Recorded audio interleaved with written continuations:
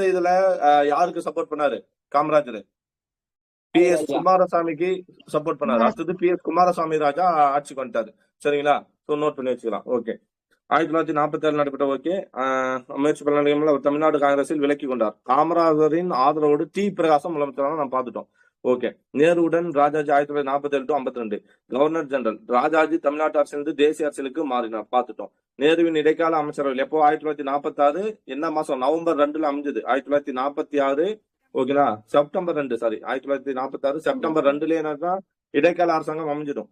இடைக்கால அமைச்சரவையில் 1946-47 நிதி, இவர் என்னென்ன அமைச்சரா இருக்காரு பாருங்க. நிதி, கல்வி, தொழில், விநியோக அமைச்சரான ஓகேங்களா. நிதி, கல்வி, தொழில், விநியோக அமைச்சர். சரிங்களா? யாரு? ராஜாஜி. இடைக்கால அரசாங்கத்துல நிதி, கல்வி, தொழில், விநியோக அமைச்சராக இருந்தார். இந்திய விடுதலை ஆன பின் ராஜாஜி நேருவின் ஆதரவோடு மேற்கு வங்காள ஆளுநர். ப்ரீவியஸ் கொஸ்டின் நோட் பண்ணுங்க. இது வந்து ப்ரீவியஸ், இந்த பாயிண்ட்ல இதுல வர்றது அப்படியே ப்ரீவியஸ் கொஸ்டின் தான். ஓகேங்களா? இந்திய விடுதலையான பின்னாடி எப்ப விடுதலை அடைஞ்சோம்? 1947 அடைஞ்சோமா? 47 இருந்து 48 வரையும் இவர் என்னவா இருக்காரு? மேற்கு வங்காளத்தோட ஆளுநர் பொறுப்பேற்றார். பின்னர் மவுண்ட் பேட்டன் பிரபுவுக்கு பிறகு 48 என்னவா இருப்பாரு? இந்தியாவுக்கு ஆளுநராக இருப்பாரா? ஞாபகம் இருக்கா? மவுண்ட் பேட்டன் பிரபுக்கு பிறகு ராஜாஜி சுதந்திர இந்தியாவின், கேள்வி தானே, சுதந்திர இந்தியாவின் முதல் இந்திய கவர்னர் ஜெனரல் யார் அப்படின்னா ராஜாஜி தான். அதுவே சுதந்திர இந்தியாவின் ஓகேங்களா, சுதந்திர இந்தியாவின் முதல் ஆளுநர் யாருன்னு கேட்டா யார் சொல்லலாம்? மவுண்ட் பேட்டன் பிரபு sir. Very good. Mountbatten பிறகு கேள்வியில ஒரு பாயிண்ட், சுதந்திர இந்தியாவின் ஓகேங்களா முதல் இந்திய பிரதமர் யாரு அப்படின்றதுதான் இங்க, முதல் இந்திய ஆளுநர் யாருன்றதுதான் இவரு. சரிங்களா? Okay okay okay. நெக்ஸ்ட். அதன் பின் இந்திய குடியரசுத் தலைவர் பதவிக்கு ராஜாஜியின் பெயர் பரிசீலிக்கப்பட்டது. அதன் பின் என்ன பண்றது? இந்திய குடியரசுத் தலைவருக்கு யாரோட பேரு?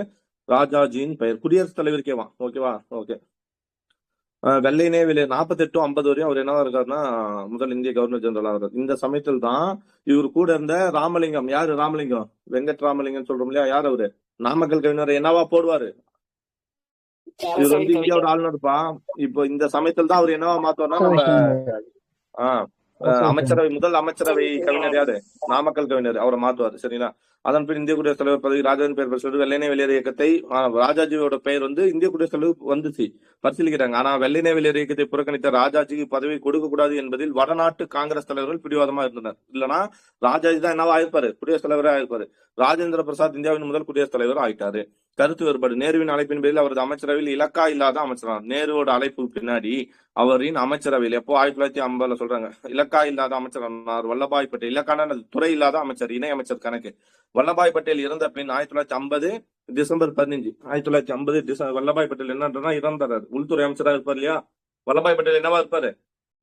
சுதந்திர இந்தியாவோட முதல் பிரதமர் யாருன்னா நேரு. அப்ப துணை பிரதமராகவும் அவர் இருப்பாரு. பிளஸ் அவர் என்ன சொல்லுவாங்க, உள்துறை அமைச்சர் பதவியில இதா இருப்பாரு ராஜாஜி. எண்ணினம் ஓகே. அப்போ வல்லபாய் பட்டேல் இறந்ததுனால 10 மாத காலம் இந்திய உள்துறை அமைச்சர் பொறுப்பில் இருந்தார் ராஜாஜி. எதுக்கு பல்லா? அவரு பல்லா, ஏன்னா அவர் இறந்துட்டார் இல்லையா, அது பல்லா. சரி, 10 மாசம். எனினும் நேருவும் ராஜாஜியும் ஒத்து போக முடியவில்லை.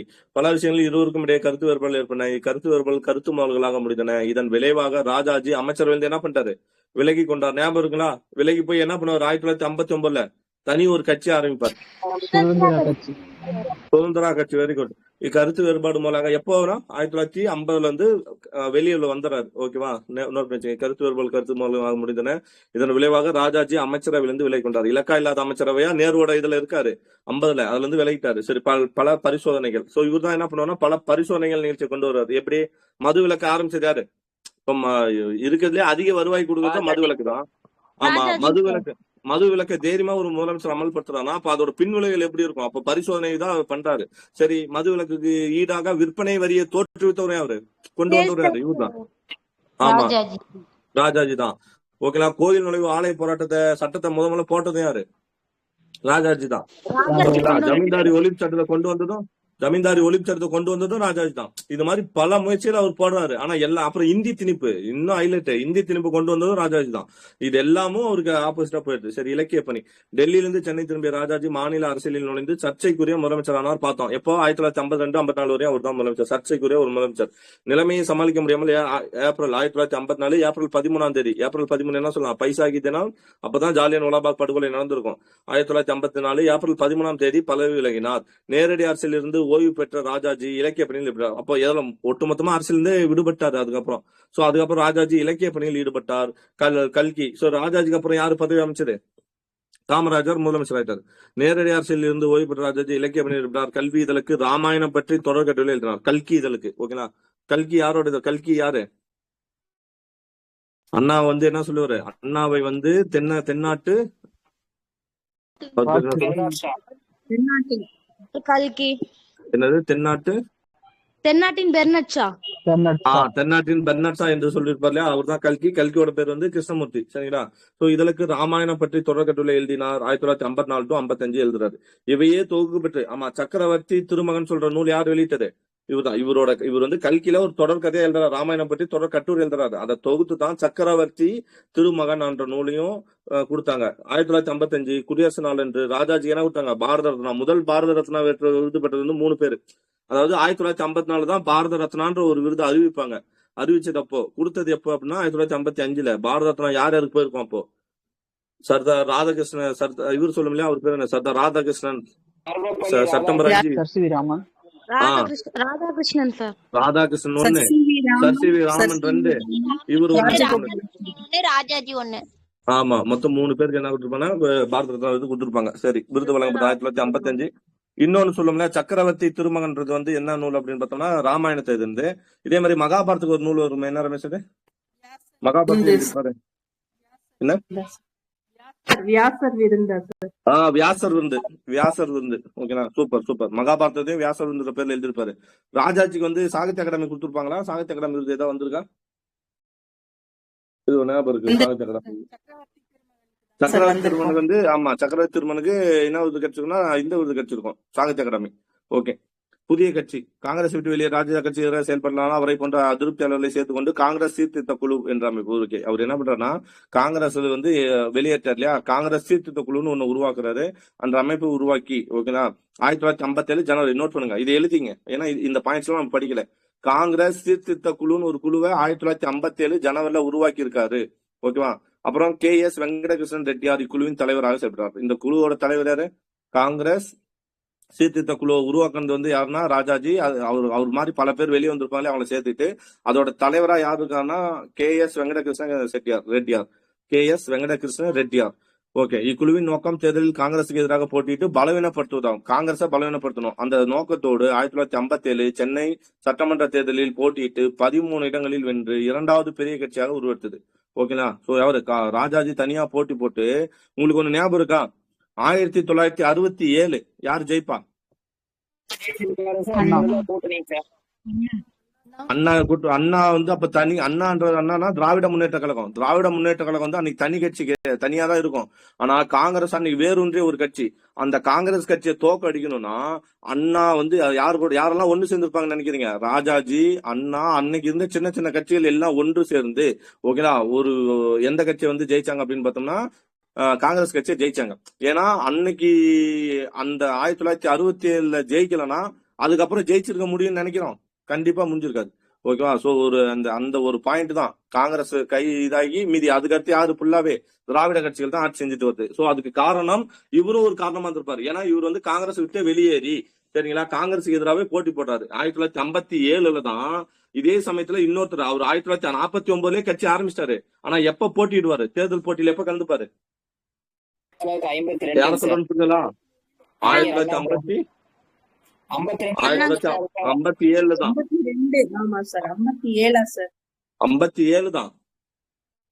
57 தான் போட்டியில பங்கேற்பாங்க. 52 இல்ல 57 தான் போட்டியே கலந்துப்பாங்க. சரிங்களா? ஃபர்ஸ்ட் போட்டியிலே யாரு ஜெயிச்சிருவா? கலைஞர் ஜெயிச்சிருவாரு. ஓகேங்களா? குளித்தலைக்கு எம்எல்ஏவா வந்து கலைஞர் இருப்பாரு. சரிங்களா? சரி, வாங்க. ஓகே. இக்குழுவின் நோக்கம் தேர்தல் காங்கிரஸ் எதிராக போட்டியிட்டு பலருடன். இந்த நோக்கத்தோடு 1957 சென்னை சட்டமன்ற தேர்தலில் போட்டியிட்டு 13 இடங்களில் வென்று 2வது பெரிய கட்சியாக உருவெடுத்தது. அப்ப ஃபர்ஸ்ட் காங்கிரஸ் இருந்திருக்கும் 57. சரிங்களா? சோ இங்க வந்துட்டாங்க. ஓகே. மக்களவை தேர்தலில் 12 இடங்களில் போட்டிட்டு ஒரு இடத்தில் கூட வெற்றி பெற முடியல. சோ அதாவது அந்த சென்னை சட்டமன்ற தேர்தல் வந்து 13 இடத்துல ஜெயிச்சுக்கிறாங்க. ஆனா மக்களவை லோக்சபா தேர்தலில் ஒண்ணு கூட ஜெயிக்க முடியல. 12 இடங்கள் போட்டிட்டு ஒரு இடத்தில் வெற்றி பெற முடியல. 1957 செப்டம்பர் 28, 29 தேதியில் மதுரையில் நடைபெற்ற மாநாட்டில் காங்கிரஸ் சீர்திருத்த குழுவுக்கு இந்திய தேசிய ஜனநாயக காங்கிரஸ் என்று பெயர் மாற்றம் செய்யப்பட்டது. அப்ப ஆல்ரெடி பார்த்துட்டோம். என்ன பேருனா காங்கிரஸ் சீர்திருத்த குழுன்னு அது பேர் இருந்தது. அது வந்து 1957 செப்டம்பர் 28, 29. ஓகேங்களா. ஜனவரியில அதுக்கு என்ன பேர் இருந்துச்சு? 1957 தான் ஜனவரியில தான் என்ன பேர் இருந்துச்சு அப்படின்னா சீர்திருத்த குழுன்னு ஒண்ணு உருவாக்கி இருக்காரு. அதை வந்து எப்போ மாத்துறாரு? செப்டம்பர் 28, 29 மதுரையில் நடைபெற்ற மாநாட்டில் எந்த இடம்? மதுரை. அதையும் நோட் பண்ணி வச்சுங்க. மதுரை மாநாட்டில். ஓகேவா. என்னவா மாத்துறாரு அப்படின்னு பார்த்தோம்னா இந்திய தேசிய ஜனநாயக காங்கிரஸ். ஓகேங்களா. இந்திய தேசிய ஜனநாயக காங்கிரஸ் என்று பெயர் மாற்றம் செய்யப்பட்டது. பெயர் மாற்றத்துடைய கட்சி தமிழ்நாட்டு அரசியல் வாழ்ந்து அப்படியே என்ன மறைஞ்சு போச்சு. சரிங்களா. அந்த கட்சியும் போச்சு. 1957 செப்டம்பர் 28, 29. சுதந்திர கட்சி 1959. ராஜாஜி 1959 ஜூன் 4 முராரி வைத்யா, மினோ மசானி ஆகியோருடன் சுதந்திரா கட்சி என்ற தேசிய கட்சி சென்னையில் துவங்கினார். நோட் பண்ணுங்க. எந்த வருஷம்? 1959 ஓகேவா. June 4 1959 June 4 Murari Vaidya, minnow Masani ஆகியோருடன் சுதந்திரா கட்சி என்ற தேசிய கட்சி சென்னையில் துவக்கினார். முராரி வைத்யா சுதந்திர தொழில் முனைவோர் பேரவை என்ற அமைப்பின் தலைவர். முராரி வைத்யான்றவங்க யாரு? அவங்க வந்து சுதந்திர தொழில் முனைவோர் பேரவை, சுதந்திர தொழில் முனைவோர் அப்படின்ற ஒரு பேரவை என்ற அமைப்போட தலைவரா இருந்தாங்க. அது மாதிரி மினோ மாசினி யாரு அப்படின்னு பார்த்தோம்னா கம்யூனிஸ்டுக்கும் நேருவுக்கும் எதிரியாம். யாருக்கு? கம்யூனிஸ்டுக்கும் நேருவுக்கும் எதிரி. ஸோ ராஜாஜி அப்ப இவங்க 2 பேரும் கூட்டணி சேர்ந்துட்டு ராஜாஜி நேருவின் எதிரிகளை என்ன பண்றாரு? நேரு, ஏன்னா நேருக்கு இவருக்கு தானே இது கட்சி கருத்து வேறுபாடு ஆயிப்போச்சு. ஸோ அப்போ நேருவின் எதிரிகளை தன் நண்பராக ஆக்கி கொண்டு வலதுசாரி எதிர்ப்பு அணியை உருவாக்கினார். ஒரு வலதுசாரி எதிர்ப்பு அணியை வந்து உருவாக்குறாரு. வலதுசாரி எதிர்ப்பு, வலதுசாரினா இங்க யாரும் சொல்றாங்க? காங்கிரஸ் தான் வலதுசாரி. அதோட எதிர்ப்பு அணியை உருவாக்கினார். நேருவின் சோசியலிச கொள்கையால் பாதிக்கப்பட்ட ராம்கர் ராஜா, கலகண்டி மகாராஜா, தர்பங்க மகாராஜாதி ராஜா போன்ற முன்னாள் அரசர்கள் ராஜாஜி என்ன பட்டாங்க? ஏன்னா நேரு வந்து அன்னைக்கு பல சீர்திருத்தம் இருப்பாரு. வந்து ராஜாக்கள் வந்து என்ன கொடி பிடிச்சிருக்காங்க. அப்படி கொடி பிடிச்ச ராஜாக்கள் யாரு? தர்பங்க மகாராஜாதி ராஜா, அதுக்கப்புறம் யாரு? ராம்கர் ராஜா, அதுக்கப்புறம் வந்து கலகண்டி மகாராஜா. ஓகேங்களா. ராம்கர், கலகண்டி, தர்பங்கா நோட் பண்ணி வச்சுக்கலாம். ஓகேங்களா. ராம்கர், கலகண்டி, தர்பங்கா இந்த ராஜாக்களும் ஒண்ணு சேர்ந்துறாங்க. அதே மாதிரி நேருவோட எதிரியா இருக்கக்கூடிய மினோ மாசினி அவங்களையும் சேர்த்துக்கிறாங்க. அப்புறம் சுதந்திர தொழில் முனைவர் பேரவையோட தலைவராக இருக்கக்கூடிய முராரி வைத்தியாவும் சேர்த்துக்கிட்டு 1959 என்ன டேட்டு? ஜூன் 4. டேட்டோட இனிமே டேட்டோட தான் சொல்லணும். சுதந்திர கட்சி எப்போ? 1959 நமக்கு தெரியும். டேட் எப்போ? ஜூன் 4. ஓகேங்களா. சுற்றுச்சூழல் தினத்துக்கு முன்னாடி ஒரு நாள், சுற்றுச்சூழலுக்கு முன்னாடி சுதந்திர கட்சி அப்படின்னு ஞாபகம் வச்சுக்கலாம். ஓகேங்களா. ஓகே. ஸோ ராஜாஜி நேர்ல கொண்டாரு. ஓகே. அப்ப வந்து என்ன பண்றாருன்னா பின்னர் என்ஜி ரங்கா, KM முன்ஷி. யாரு KM முன்ஷி? இந்திய அரசியலமைப்பை வந்து ஜாதகம் சொன்னது யாரு? KM முன்ஷி சொல்லியிருப்பாரு. ஓகேங்களா. NG Ranga, KM Munshi. ஆமா. Field marshal KM Cariappa. Field marshal KM கரியப்பாவா. அப்புறம் பட்டியலா மகாராஜா போன்ற பிரபலங்கள் ராஜாஜி பகம் மீண்டும் சேர்றாங்க. இன்னும் சேர்ந்த கட்சி NG Ranga, KM Munshi, field marshal KM Cariappa, Patiala Maharaja போன்ற பிரபலங்கள் ராஜாஜி பகம் சேர்ந்தனர். ஜெயபிரகாச நாராயணை சுதந்திர கட்சிக்கு கொண்டு வருவதற்காக ராஜாஜி மேற்கொண்ட முயற்சி வெற்றி பெறவில்லை. யாரு ஜெயபிரகாச நாராயண்? பாத்துருமா? ஜெயபிரகாச நாராயண் யாரு? JP நாராயண் சொல்லுமா? எங்கேயாவது படிச்சு மாதிரிக்குதா? JP நாராயணன் என்னது? சர்வோதய திட்டம். Very good. சர்வோதய திட்டம் 1950. அது மட்டும் இல்லாம வெரி குட். காங்கிரஸ் சோசியலிச கட்சி என்ற ஆரம்பத்தோட ஜெயபிரகாச நாராயண் தான். ஓகேவா. அவரு இங்க கொண்டு வர பாக்குறாரு. ஓகேவா. ஆனா முடியல. சுதந்திரா கட்சி காங்கிரசுக்கு மாற்றாக உருவாக்கப்பட்ட வலதுசாரி மாற்றம். சுதந்திரா கட்சின்றது காங்கிரசுக்கு வலதுசாரி மாற்று அமைப்பு. காங்கிரசுக்கு வலதுசாரி அமைப்பாகும்.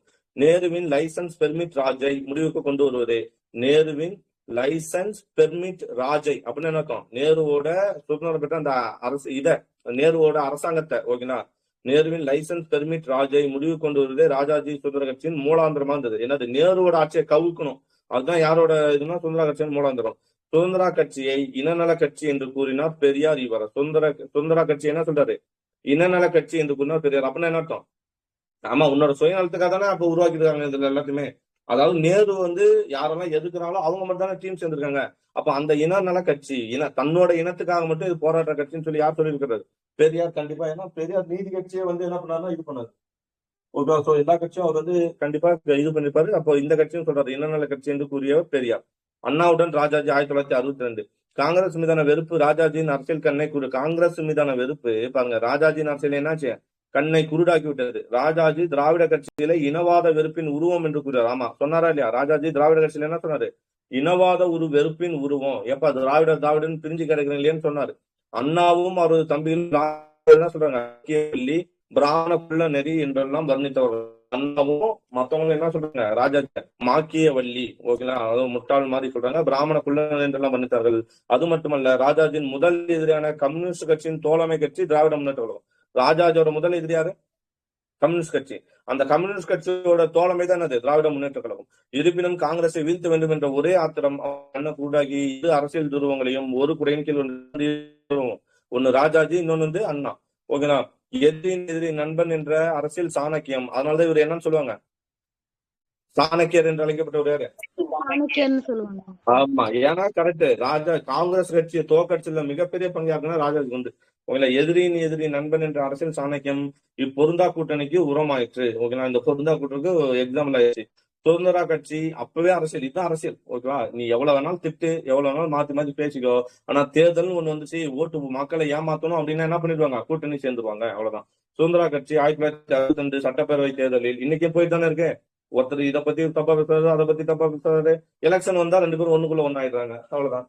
சுதந்திரா கட்சி 1962 சட்டப்பேரவை தேர்தலில் 94 இடங்களில் போட்டிட்டு 6 இடங்களில் வெற்றி பெற்றது. எத்தனை? 94 இடத்துல போட்டு வெறும் 6 தான். 62 மக்களவை தேர்தலில் 22 இடங்களை கைப்பற்றது. மக்களவையில் ஆனா சட்டமன்ற தேர்தல் 6 இடம், மக்களவை தேர்தல் 22 இடத்தை கைப்பற்றுச்சு. திமுக ராஜாஜியை சவாரி குதிரையாக பயன்படுத்தி, திமுக என்ன பண்றது, ராஜாஜியை சவாரி குதிரையாக பயன்படுத்தி கொண்டது. ராஜாஜி திமுகவை ஆதரித்ததால் அக்கட்சிக்கு சமூக மதிப்பும் மரியாதையும் கிடைத்தது என்று குறிப்பிட்டுள்ளார். ராஜாஜியை திமுகவை அக்செப்ட் பண்ணனால, ஓகேங்களா, அக்கட்சிக்கு, எந்த கட்சிக்கு, திமுகவுக்கு என்ன கட்சி, சமூக மதிப்பும் மரியாதையும் கிடைத்தது என்று குறிப்பிட்டுள்ளார் சி. சுப்பிரமணியம். ஓகேவா.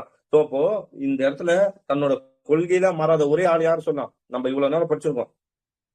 எத்தனை பேர் இந்த கட்சியில தன்னோட கொள்கையில மாறாத ஒரே ஆளு எனக்கு தெரிஞ்சு பெரியார் மட்டும் தான். ஓகே. அரசியலுக்காக யாருக்குன்னு கூட்டணி போல யாரும் இது பண்ணல. அவரு பாட்டு என்னது, எனக்கு அரசியல் வேணாம், எனக்கு வந்து சமூக சீர்திருத்தம் தான் வேணும்னு ஒரே உட்கார்ந்த ஒரே பர்சன் அவர் மட்டும் தான்.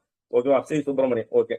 ராஜாஜி திமுக ஆதரித்தால் அக்கட்சிக்கு என்னது, சமூக மதிப்பு மரியாதை என்று குறிப்பிட்டுள்ளார் சி. சுப்பிரமணியம். 1962 சுதந்திரா கட்சி 64 இடத்தையும் 94 இடத்தையும் 57 எத்தனை இடம் பார்த்தோம், 57ல 1957 சுதந்திரா கட்சி போட்டி போச்சுன்னு பார்த்தோம் இல்லையா, அந்த எத்தனை இடம் ஜெயிச்சுட்டு 13 இடத்துல ஜெயிச்சிருக்காங்க. அந்த இந்த கட்சி அதுனா இந்திய கம்யூனிஸ்ட் எதிர்ப்பு கூட்டணி, எதிர்ப்பு இது, அது வந்து எத்தனை 6 இடத்துல தான் ஜெயிச்சிருக்கும். ஓகேங்களா. 6 இடத்துல ஜெயிச்சிருக்கும். மக்களவையில ஒரு இடத்துல கூட ஜெயிச்சிருக்காது. இங்க வந்து என்ன அப்படின்னு பார்த்தா 13. ஆமா கரெக்ட். 13 இடத்துல ஜெயிச்சிருக்கும். மக்களவையில ஒரு இடத்துல ஜெயிச்சிருக்காது. இங்க வந்து என்ன, 1962 சுதந்திரா கட்சி வந்து என்ன பண்ணிருக்குன்னா 94 இடங்கள்ல 6 இடங்கள்ல வெற்றி பெற்றிருக்கு. மக்களவையில வந்து 22 இடங்கள்ல வெற்றி பெற்றிருக்கு. ராஜாஜியின் இந்திய எதிர்ப்பு 1965. 1938 ராஜாஜி தீவிர இந்திய ஆதரவாளராக இருந்தார். அவர் முதலமைச்சராக இருந்தபோது இந்தியை கட்டாய பாடமாக்கி இந்திய எதிர்ப்பு போராட்டத்தை எதிர்கொண்டார். ஓகே. ஆனால் இந்திய ஆதரவாளரான ராஜாஜி 1950 ஜனவரி 8ஆம் தேதி ஆட்சி முறையாக இருக்க தீர்மானத்தில் பெரியார் அண்ணாதுடன் சேர்க்கப்பட்டார். அவனா பின்னாடி மாத்திக்கிட்டாராம். ஓகேங்களா. இந்திய ஆதரவாளரான ராஜாஜி 1956 ஜனவரி 28. ஏன் 1956 56 தான் வந்து அந்த மாநிலங்கள்லாம் பிரியுது தனியா. ஜனவரி 28ஆம் தேதி ஆங்கிலம் ஆட்சி மொழியாக, அப்ப இந்த டேட் 1956 ஜனவரி 28ஆம் தேதி ஆங்கிலம் ஆட்சி மொழியாக இருக்க இந்த தீர்மானத்தில் பெரியார் அண்ணாதுடன் சேர்ந்து கையொப்பமிட்டார். ஓகேங்களா. 1900 ஏன்னா அப்ப வந்து நீதி கட்சி காங்கிரஸ் விட்டு வெளியே வந்துட்டார். 1956 வெளியே வந்துட்டார். 1957 மொழிகள் கமிஷனின் இந்தி ஆதரவு பரிந்துரைகளை கடுமையாக எதிர்த்தார். யாரு? ராஜாஜி. 1957 மொழிகள் கமிஷன்ல இந்திய ஆதரவு பரிந்துரைகளை கடுமையாக எதிர்த்தார். 1958 மார்ச் 8ஆம் தேதி நடைபெற்ற, மார்ச் 8 என்னது, பெண்கள் தினம், உலக பெண்கள் தினம். சரிங்களா. 1958 மார்ச் 8ஆம் தேதி நடைபெற்ற அகில இந்திய மொழி மாநாட்டில் என்ன ரமேஷ், பயணம் திட்டம் தொடக்கம் மார்ச் 8 தான் சார். என்ன பயணம்? பயணம் சார், விடியல் பயணம். விடியல் பயணமா? விடியல் பயணம் தெரியலையே. விடியல் பயணம் வந்து மார்ச் 20, அது மே 21 தான் கையெழுத்தாகும். 1920 அவர் வந்து 2021 ஸ்டார்ட் ஆகுமே. மே 8 சார். மே 8 நினைக்கிறேன். மே 8 2021 மே 8 ஸ்டார்ட் ஆகுமே சார். ஓகேங்களா. சரிங்க. 1958 மார்ச் 28ஆம் தேதி நடைபெற்ற அகில இந்திய மொழி மாநாட்டில் ஆங்கிலம் எப்படி இந்திய அந்நிய மொழியோ இந்திய மொழி என்ற பிரகடனம் செய்தார். யாரு? ராஜா பண்ணிருக்காரு. இதெல்லாம் நமக்கு எதிர்பார்த்து கூட மாட்டோம். 1958 மார்ச் 8 நடைபெற்ற அகில இந்திய மொழி மாநாட்டில். ஓகேங்களா. அப்ப அகில இந்திய மொழி மாநாடு எப்ப நடக்குது? 1958 மார்ச் 8. அதுல ஆங்கிலம் எப்படி இந்தி ஆதரவாளர்களுக்கு அந்நிய மொழியோ அதே போன்று இந்தி பேசுறவர்களுக்கு இந்தி அந்நிய மொழின்னு பிரகடனம் செய்தார். பெரியார் அண்ணாதுரை ஆகியோரின் பிரதிநிதி போல் பேசினார். அது மட்டுமல்ல, 1965 இந்த கொஸ்டினா கேட்டா கண்டிப்பா என்ன பண்ண மாட்டோம்னா, இது இது இப்படி பண்ணவர் வந்து ஆப்ஷன் ஏல அண்ணா இருக்கும், ஆப்ஷன் பில பெரியார் இருக்கும், ஆப்ஷன் டில ராஜாஜி இருக்கும். கண்டிப்பா அண்ணாவோ பெரியாரோ தான் போடுமே தவிர ராஜாஜி போடவே மாட்டோம். இந்த மாதிரி ஒரு ஸ்டேட்மெண்ட் சொல்லியிருந்தாங்கன்னா ஓகே பாத்துங்க. ஆனா இப்படி சொன்னது யாரு? பெரியார் ராஜாஜி. பெரியார் அண்ணாதுரை ஆகியோரின் பிரதிநிதி போல் பேசினார். அது மட்டும் இல்ல 1965ஆம் ஆண்டு திமுக நடத்திய இந்திய எதிர்ப்பு போராட்டத்தை ஆதரித்தார். யார் ஆதரிக்கிறாரு? ராஜாஜி ஆதரிக்கிறார். ஓகேங்களா? 1965ஆம் ஆண்டு திமுக முன்னின்று நடத்திய இந்திய என்ன பார்த்தோம், இந்திய ஆட்சி மொழின்னு சொல்லி போட்டாலே அதை 1965 ஜனவரி 17 தேதி திருச்சியில் சென்னை மாகாண இந்திய எதிர்ப்பு மாநாட்டை கூட்டினார். ஓகேங்களா? பெரியார் கூட்டினது இல்லாம 1965 ஜனவரி 17 யாரோட பிறந்த நாள்?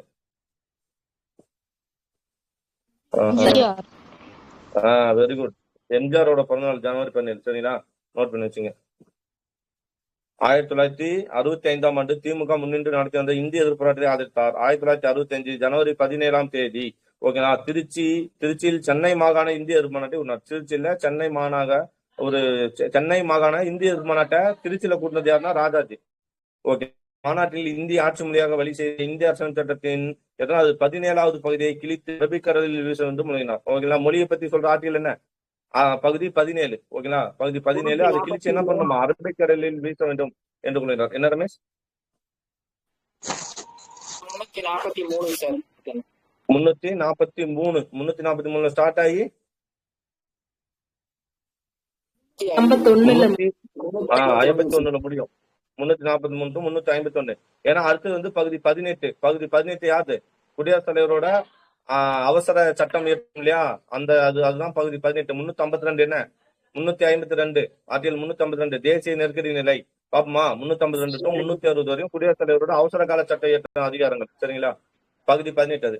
சரி, இது வந்து பகுதி 17 ரயில்வே சென்டர். முக்காலி கூட்டணி ராஜா 1967 சொன்னோம் இல்லையா? ராஜாஜி அவரது 88 வயதில் தமிழ்நாட்டு, ஏன்னா 1887 பிறந்தார். எப்போ பிறந்தார்? 1878 பிறந்தாரு. கரெக்ட். 88வது வயதில் தமிழ்நாட்டு காங்கிரசுக்கு முடிவு கட்ட வேண்டும் என்று முழு மூச்சுடன் செயல்பட்டார். 1962 தேர்தலில் திமுகவுடன் உடன்பாடு கொண்டிருந்த ராஜாஜி ஆனா உடன்பாடு கூட்டணி வைக்கல. 1967 தேர்தலுக்கு அக்கட்சியுடன் முன்கூட்டியே கூட்டணியை ஏற்படுத்தி கொண்டார். திமுக இப்ப யார் வந்துட்டாங்க? திமுக, கம்யூனிஸ்ட், அப்புறம் யார் வந்தது? கம்யூனிஸ்ட் தடையாக இருக்கவில்லை. திமுக, சுதந்திர கட்சி, ஃபார்வர்டு பிளாக் கூட்டணி, ஃபார்வர்டு பிளாக் சொல்றோம். திமுக கட்சி வந்து ஃபார்வர்டு பிளாக் தேர்தலில் இது கொண்டது. காமராஜர் கூட்டணி முக்காலி கூட்டணி என்று நினைத்தார். முக்காலி கூட்டணி சொல்லி யார் நிற்கிறாரு? காமராஜர் வந்தார். 1967 முக்காலி தான் வெற்றி பெற்று 30 ஆண்டுகளுக்கு பிறகு காங்கிரஸ் வீழ்த்தப்பட்டது. நோட் பண்ணுங்க. 1937 சொல்லுங்க. வாய்ஸ் பிரேக் ஆச்சு சார். வாய்ஸ் பிரேக் ஆகுதா? ஒரு இப்ப கிளியரா இருக்கு. Okay okay.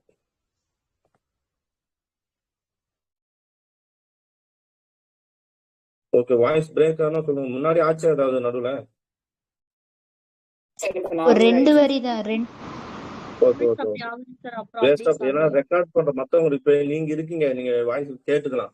ஆனா மத்தவங்களுக்கு நீங்க இது இருக்கு டிஸ்பிளே எல்லாச்சும் ஏதாவது தெரியும். மத்தவங்களுக்கும் போடும்போது அது யூஸ்ஃபுல்லா இருக்குன்னு நான் பாக்குறேன். தயவு செய்து ஏதாவது ஸ்டக் ஆச்சுன்னா சொல்லிடுங்க. 1967 இந்திய தேர்தலில் இந்த முக்காலி கூட்டணி தான் வெற்றி பெற்றது. 30 ஆண்டுகளுக்கு பிறகு காங்கிரஸ் வீழ்த்தப்பட்டது. ஆமால 1937 அடுத்து 67 வீழ்ச்சி அடைஞ்சிச்சு. ராஜாஜின் ஆசையோடும் அண்ணாதுரை தமிழ்நாட்டு முதல் முதலமைச்சர் ஆனார். திமுகவோட முதல் முதலமைச்சர் 1967. எப்படியாயினும் காங்கிரஸ் வீழ்த்த வேண்டும் என்ற ராஜாஜி தனியாத தாகம் தீர்ந்தது. தமிழ்நாட்டு திமுக ஆட்சி அமைவதற்கு ராஜாஜி வழிவகுத்து கொடுத்தார். அதனால்தான் அவர் அரசியல் சாணக்கியம் சொல்றோம். இறுதி ஆண்டுகள் 1967 to 72. அண்ணாதுரைக்கு பிறகு தமிழ்நாட்டு முதலமைச்சரான மு. கருணாநிதி மேற்கொண்ட, அண்ணாதுரைக்கு பிறகு யார் வந்தாரு? முதலமைச்சர் வர்றாரு கருணாநிதி. மேற்கொண்ட முதலமைச்சர் ஒன்று மதுவிலக்கு கொள்கையை தளர்த்தியதான். மதுவிலக்கு கொள்கையை என்ன பண்ணிட்டாரு? தளர்த்துறாரு. அப்படின்னா என்னது? ஃப்ரீ பண்ணி விடுறாரு. அதிர்ச்சி அடைந்த ராஜாஜி புதிய முதலமைச்சருடன் வாதாடி பார்த்தும் பயனில்லை. யாரு? முதலமைச்சருக்கும் அப்ப கருணாநிதி அவர்களுக்கும் ராஜாஜிக்கும் ஒரு மனக்கசப்புனா, ராஜாஜியோட கொள்கை என்ன? மது விலக்கு. கருணாநிதி என்ன பண்றாருன்னா அதை வந்து தளர்த்துறாரு.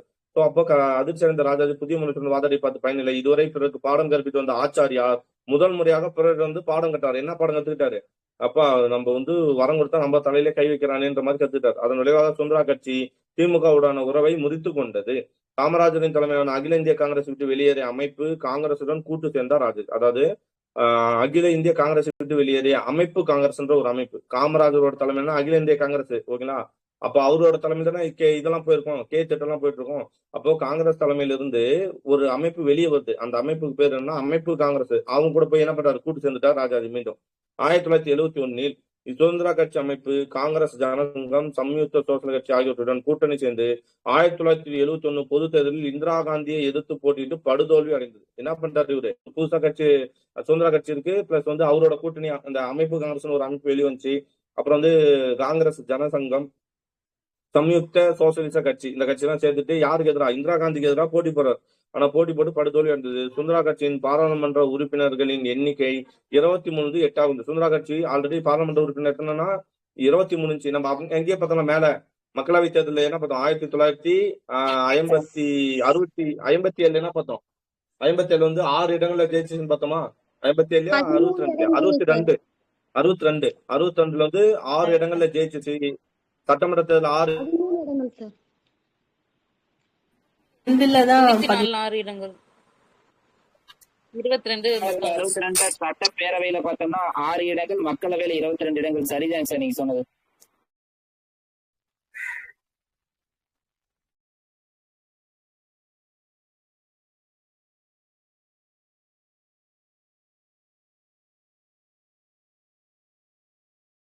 வாய்ஸ் ஒன்னும் கேட்கல sir.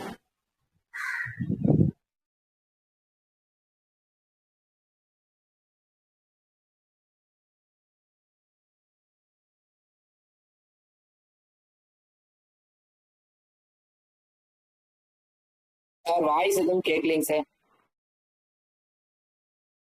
Sir okay okay okay okay.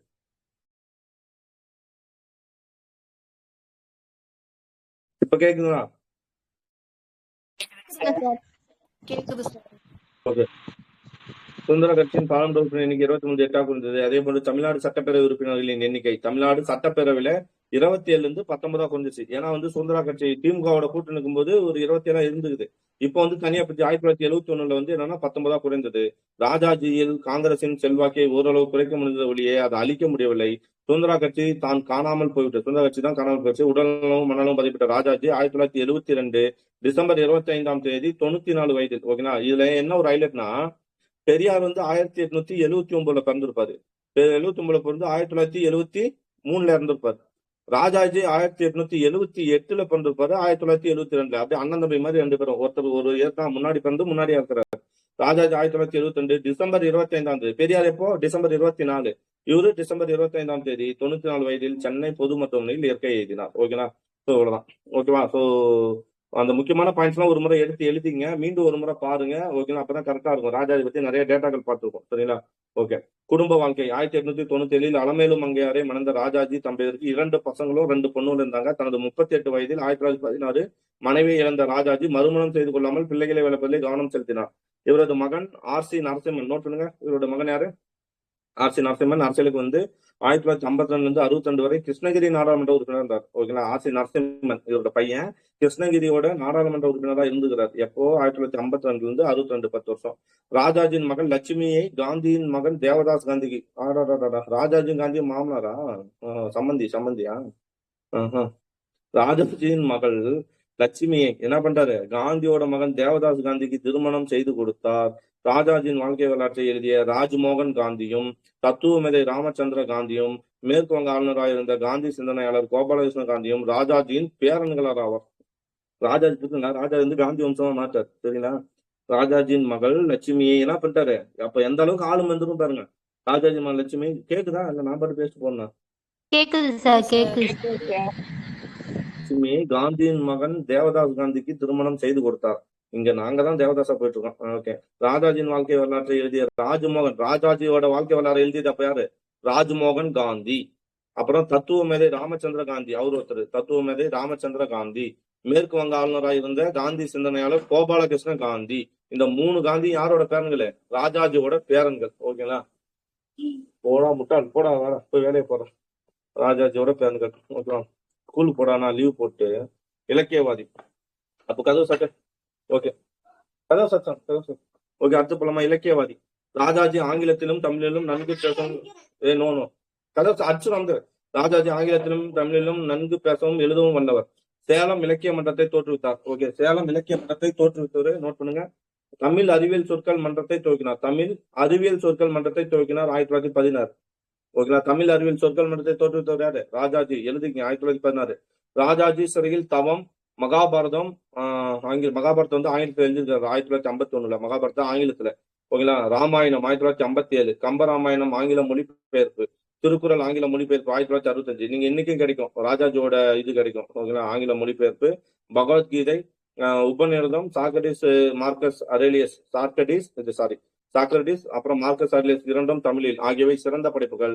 பல சிறுகதை நாவல்கள். ராஜாஜியின் சக்கரவர்த்தி திருமகன் ராமாயணம் நூலுக்கு 1958 நோட் பண்ணி வச்சுங்க. 1958க்கு சாகித்ய அகாதமி விருது வழங்கப்படுது. 1958 ராஜாஜியின் இதுக்கு சக்கரவர்த்தியின் திருமகனுக்கு. ராஜாஜியின் பக்தி பாடல்களில் கண்ணனை பற்றிய குறை ஒன்றும் இல்லை என்ற பாடல். ராஜாஜியின் பக்தி பாடல்கள்ல ஓகேங்களா, கண்ணனை பற்றி குறை ஒன்றும் இல்லை அப்படின்னு ஒரு பாட்டு வரும் இல்லையா, என்ற பாடல் சர்வதேச பாராட்டை பெற்றது. ராஜாஜி பம்பாய் பாரதிய வித்யா பவனின் தோற்றுகர்த்தாவில் ஒரு ராஜாஜி வந்து பம்பாய் பாரதிய வித்யா பவன் அப்படின்ற ஒரு அமைப்பு, அந்த அமைப்போட தோற்றத்துல இவரும் ஒருத்தர். இதை நோட்டுங்க. குறை ஒன்றும் இல்லை என்ற பாட்டை எழுதுனது யாரு? ஓகேங்களா. கண்ணனை பற்றி பாட்டு எழுந்து குறை ஒன்றும் இல்லை கண்ணான் பாட்டு எழுந்து ராஜாஜி தான். இந்திய அரசுக்கு ராஜாஜி பாரத ரத்னா விருது 1954 கொடுத்திருக்கு. 1958 சாகித்ய அகாடமி நோட் பண்ணுங்க. ராஜாஜி நிர்வாகம். இந்திய அரசியலில் அமைப்பு சட்டம் 1950. இந்திய அரசியலமைப்பு சட்டம் 1950 சுதந்திர இந்தியாவில் மத்திய மாநில அரசாங்கம் அமைக்கப்படுவதற்கான அடிப்படை ஆவணமாகும். இந்த ஆவணத்தின் அடிப்படையில் இந்திய அரசியலமைப்பு சட்டம் 1950 அதுதான் சுதந்திர இந்தியாவில் மத்திய மாநில அரசாங்கம் அமைப்பதற்கான அடிப்படை ஆவணம். இந்த ஆவணத்தின் அடிப்படையில் எது சொல்றாங்க? கான்ஸ்டிடியூஷன் சொல்றாங்க. இந்த ஆவணத்தின் அடிப்படையில் மாநிலங்களில் தேர்தல் நடத்தப்பட்டு அரசாங்கம் பெற்றது. வயது வந்தோர் அனைவருக்கும் வாக்குரிமை என்ற அடிப்படையில் சென்னை மாகாண சட்டப்பேரவை தேர்தல் 1952 மார்ச் மாதம் நடைபெற்றது. 1952 மார்ச் மாதம் அந்த நடைபெறுது. சட்டப்பேரவை தேர்தல் 1952. தேர்தல் தொகுதிகள் மக்கள் பிரதிநிதித்துவ சட்டத்தின் கீழ் 1950 ஆக்ட் மக்கள் பிரதிநிதித்துவ சட்டம் சென்னை தேர்தல் தொகுதிகளை தீர்மானித்தல் ஆணை பிறப்பிக்கப்பட்டது. சோ அப்ப வந்து 1950 வந்து மக்கள் பிரதிநிதித்துவ சட்டம், அந்த சட்டத்தின் படிதான் சென்னையில வந்து தொகுதியை தீர்மானிக்கிற ஒரு ஆணை அமைச்சு தொகுதியை தீர்மானிக்கிறாங்க. இந்த ஆணைப்படி சென்னை சட்டப்பேரவைக்கான 375 தொகுதிகளில் தேர்தல் மூலம் வேட்பாளர்கள் தேர்ந்தெடுக்கப்படுதல் வேண்டும். 3 இடங்களில் போட்டியின்றி பூர்த்தி செய்யப்பட்டன. எஞ்சியிருந்த 372 இடங்களுக்கு தேர்தல். மொத்தம் 375 இடமா. 375 இடத்துல 3 இடம் தேர்தல் எல்லாமே ஆள் சூஸ் பண்ணிட்டாங்க. மீதி வந்து 372. சரியா? ஓகே. அரசியல் கட்சிகள் 1952 சென்னை சட்டப்பேரவை தேர்தலில் பங்கேற்ற பிரதான கட்சிகள் என்னென்ன? 1952 ஒண்ணு வந்து என்னவா இருக்குன்னா காங்கிரஸ் கண்டிப்பா இருக்குமா இல்லையா? காங்கிரஸ் கட்சி. ஏன்னா அதான முதலமைச்சராச்சு காங்கிரஸ். 2வது வந்து இந்திய கம்யூனிஸ்ட் வந்துச்சு. காங்கிரஸ் ஆப்போசிட் இந்திய கம்யூனிஸ்ட். அப்புறம் டி பிரகாசத்தின் கிசான் மஸ்தூர் பிரஜா கட்சி. அப்போ கிசான் மஸ்தூர் பிரஜா கட்சி. ஓகேங்களா. கிசான் மஸ்தூர் பிரஜா கட்சி யாரு? எழுதி வச்சுங்க. கிசான் மஸ்தூர் பிரஜா கட்சி யாரு அப்படின்னா டி பிரகாசத்தது. ஓகேங்களா. அப்புறம் வந்து என்ஜி ரங்காவின் கிரிசோர். என்ஜி ரங்கா ஆல்ரெடி பார்த்தோம், அவரோட கூட்டு ராஜாஜோட. என்ஜி ரங்காவின் கிருஷிகார் லோ கட்சி. கிருஷிகார் லோ கட்சி யாருன்னா என்ஜி ரங்கா. அப்புறம் திமுக இத்தேர்தலில் கலந்து கொள்ளவில்லை. நான் சொன்னேன் இல்லையா, திமுக எப்பதான் 1952 கலந்துக்காது. எதில் தான் கலந்துக்கும்? 57. ஆமா 52 சில பேர் சொன்னீங்க, அது தவறு. சரிங்களா? ஓகே. திமுக இத்தேர்தலில் கலந்து கொள்ளவில்லை. ஓகே. சோ அப்ப எதெல்லாம் கலந்தது?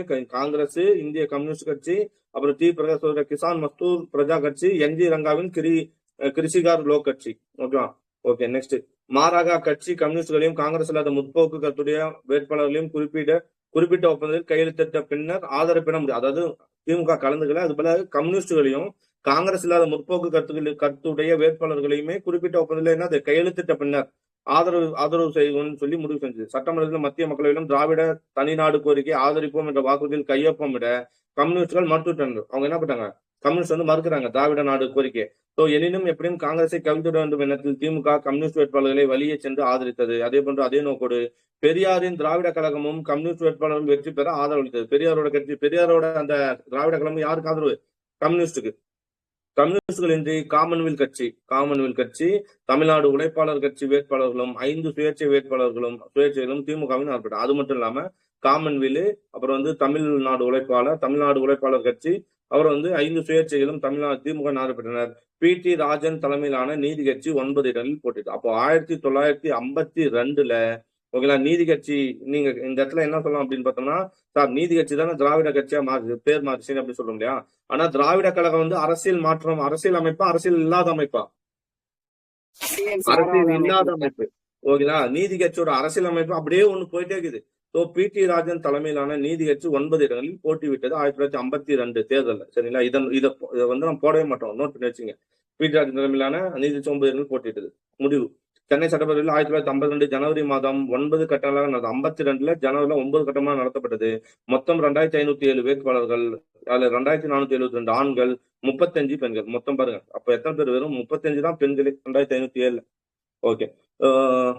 இவர்களுடன் 79 விண்ணப்பங்கள் நிராகரிக்கப்பட்டன. இது இல்லாம இவர்களுள் 79 பேர் நிராகரிச்சிட்டாங்க 2507 பேர்ல. 751 வேட்பாளர்கள் விலகி கொண்டு அவங்களே வாபஸ் வாங்கிட்டாங்க. 750 எஞ்சிருந்த தேர்தல் போட்டினா தேர்தல் முடிவில் வருமாறு காங்கிரஸ் எவ்வளவு இடம்? 152 இடம். மொத்தம் எத்தனை? 375. 375ல 3 பேரு, அதான் 3 வந்து சுயாட்சியா தேர்ந்தெடுப்பட்டாங்க. அது வேட்பாளர் தேர்ந்தெடுப்பட்டாங்க. அதான் கிட்டத்தட்ட 375. 375ல காங்கிரஸ் எவ்வளவு? 152 சார். இந்த தேர்தல் வேணா நீங்க நோட் போட்டு எழுதுங்க. 1952 தேர்தல் ஜனவரி மாசம் ரிசல்ட் வந்துச்சு. இதுல வந்து 375ல காங்கிரஸ், 375ல 152. சரிங்களா? அதுக்கப்புறம் இந்திய கம்யூனிஸ்ட் கட்சி 62, 375ல 62.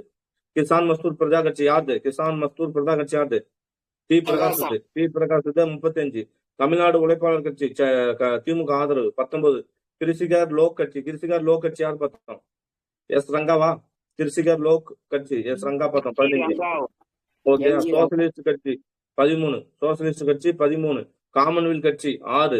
சென்னை மாகாண முஸ்லீம் லீக் 5. பார்வர்டு பிளாக், அதான் மார்க்சிஸ்ட் பிரிவுன்னு சொல்றோம், அது வந்து 3. அகில இந்திய ஷெட்யூல்டு சாதி கூட்டமைப்பு, அகில இந்திய ஷெட்யூல்டு சாதி கூட்டமைப்பு, அதாவது அகில இந்திய ஒடுக்கப்பட்டோர் கூட்டமைப்புன்னு சொல்லி பார்ப்போம் இல்லையா, அது வந்து 2. நீதி கட்சி 1, பி.டி. ராஜன் தலைமையில 1. சுயேட்சைகள் 62. அதுல வந்து காங்கிரஸ், ஓகே அவ்வளவுதான். காங்கிரஸ் 152, கம்யூனிஸ்ட் 62. மொத்தம் மேஜர் இது 2 தான். மீதி எல்லா இதர கட்சிகள் சேர்ந்து பிளஸ் சுயேட்சை மைனஸ் பண்ணி சுயேட்சை சேர்ந்து 161. மொத்தம் 375. சரியா போச்சுங்களா? ஓகேவா? இதுல ஹையஸ்ட் யாரு? காங்கிரஸ் 152. ஓகேவா? சோ அதுக்கப்புறம் 62 பேர் என்ன? 62 பேர் கம்யூனிஸ்ட். ஓகேங்களா? அப்புறம் இவர் என்ன? கிசான் மஸ்தூர் பிரஜா கட்சி, அதாவது டி பிரகாஷுக்கு 35. தமிழ்நாடு உழைப்பாளர்கள் கட்சி 19. கிருஷி லோக் கட்சி 15. சோசியலிஸ்ட் 13. காமன்வெல்த் 6. சென்னை மாகாண முஸ்லீம் லீக் 5. Forward black 3. அகில இந்திய ஷெட்யூல் சாதி கூட்டமைப்பு 2. நீதி கட்சி 1. சுயேட்சைகள் 62. ஓகேவா? போலாமா? காங்கிரசுக்கு பின்னாடி இந்திய தேர்தலில் காங்கிரசுக்கு பெரும் பின்னாடி ஏற்பட்டது. முதலமைச்சர் இருந்த குமாரசாமி ராஜா அவரது ஸ்ரீவில்லிபுத்தூர் தொகுதி நான் பார்த்தோம் இல்லையா, ஞாபகம் இருக்குங்களா? 1949 to 51 வரையும் யார் தான் இருக்காரு? 52 வரையும் இவர் தான் இருக்காரு, குமாரசாமி ராஜா. ஆனா குமாரசாமி ராஜா யாரை எதிர்க்கிறாரு? இவரை யாரோ காமராஜர் சப்போர்ட்டை வந்து கைவிட்டுறாரு. காமராஜர் சப்போர்ட் கைவிட்டதுனால ஓகேங்களா, சோ என்னாச்சு? ஸ்ரீவில்லிபுத்தூர் தன்னோட தொகுதியிலே என்ன பண்ணா தோற்கடிக்கப்பட்டார்.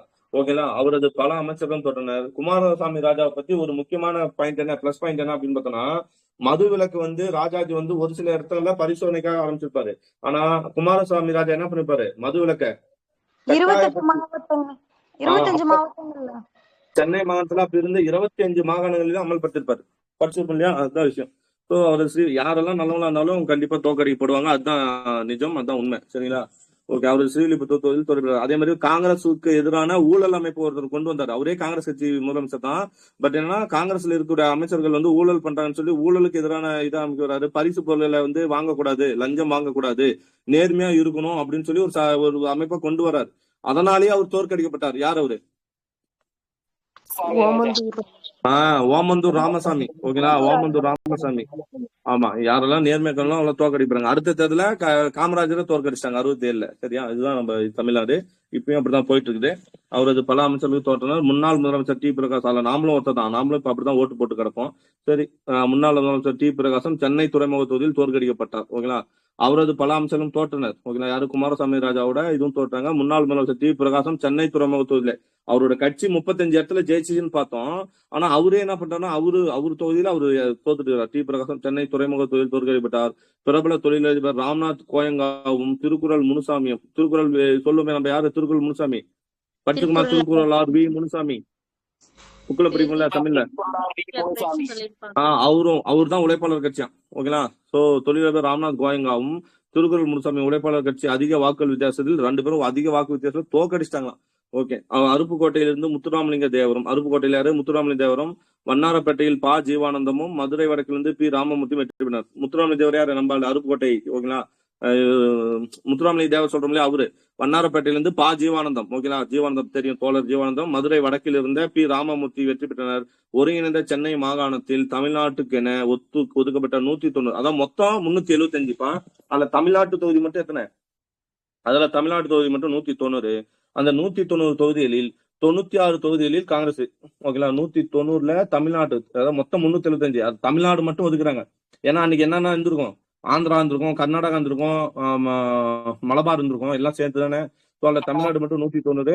190ல காங்கிரஸ் எவ்வளவு? 96. அதுவே வந்து 375 கம்பேர் பண்ணா காங்கிரஸ் எத்தனை? 375க்கு 100, வெரி குட், 152. இது வந்து என்னன்னா இது 190க்கு வந்து 96. சரி, ஆந்திரா மலபார் கம்யூனிஸ்ட் கம்யூனிஸ்டுகளின் கணிசம். ஏன்னா மலபார் வந்தாலே யார் வந்துடும்? கம்யூனிஸ்டா வந்துடும். ஆந்திரா மலபார்ல கம்யூனிஸ்டுகளின் கணிசம் வெற்றி பெற்றனர். சென்னை மாகாண அளவில் காங்கிரஸ் 152 இடங்களில் மட்டுமே வெற்றி பெற்றதால் அக்கட்சிக்கு தனி பெரும்பான்மை கிடைக்கவில்லை. சென்னையில காங்கிரஸ் நம்ம பார்த்தோம், மொத்தம் 375க்கு என்னன்னா 152 இடம் சென்னை மாகாணத்துல. சோ அதனால தனி பெரும்பான்மை இருக்குமா? தனி பெரும்பான்மைன்னா என்ன? ஒரு கட்சி எவ்வளவு பர்சன்டேஜ் மேல வெற்றி பெற்றிருக்கணும்? ஒரு ஓட்டு சார் 50% மேல ஒரு கரெக்ட். அதாவது இப்ப வந்து 400 இருக்கிறாங்கன்னா 400னா 200 பெற்றா கிடையாது, 200க்கு பிளஸ் 1% அதிகமா இருக்கணும், 201 அப்படின்னு இருக்கணும். ஸோ அப்படி இருந்தா தான் அணிக்க முடியும். அப்ப 152, 375ல 152 பாதி கூட கிடையாது.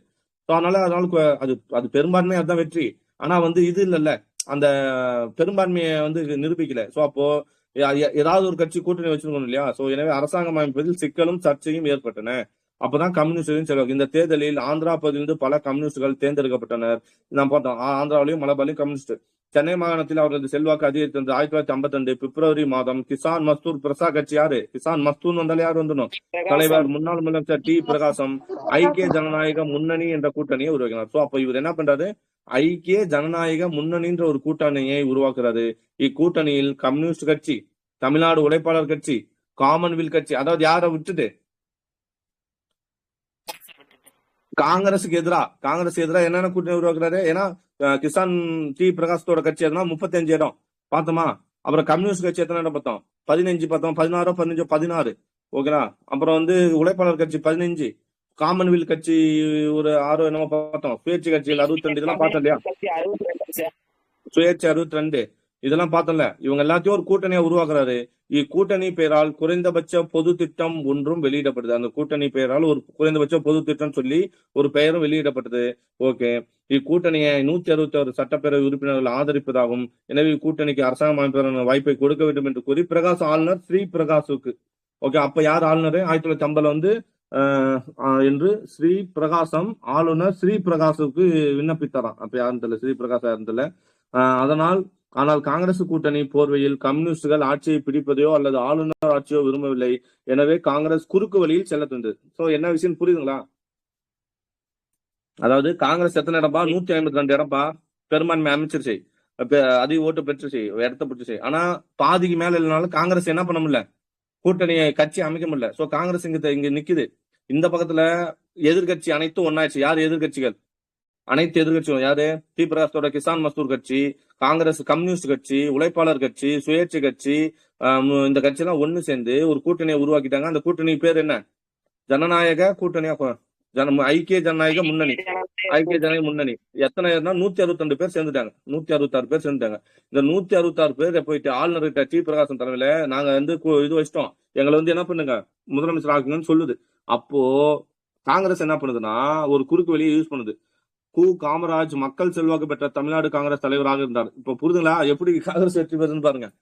காமராஜ் மக்கள் செல்வாக்கு பெற்ற தமிழ்நாடு காங்கிரஸ் தலைவராக இருந்தார். அவருக்கு தமிழ்நாடு முதலமைச்சராவதற்கான வாய்ப்பு இருந்தது. ஆனால் ஆந்திர பிரதேச காங்கிரஸ் கமிட்டி தலைவரான என் சஞ்சீவ ரெட்டி ராஜாஜியை மீண்டும் முதலமைச்சராக்க வேண்டும் என்று விரும்பினார். யாரு? அதான் 2 கமிட்டி போயிட்டு இல்லையா, காங்கிரஸ்ல 2 கோஷ்டி போகும். ஒன்னு ராஜாஜி கமிட்டி, இன்னொன்னு யார் கமிட்டி? காமராஜர் கமிட்டி.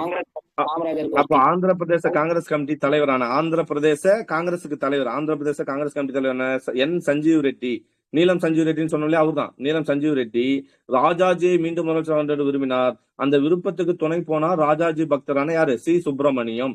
ஓகேங்களா, துணை போனார் ராஜாஜி பக்தரான சி சுப்பிரமணியம். சோ முதலமைச்சர் அந்த விருப்பத்துக்கு துணை போனார் ராஜாஜி பக்தரான சி சுப்பிரமணியம்.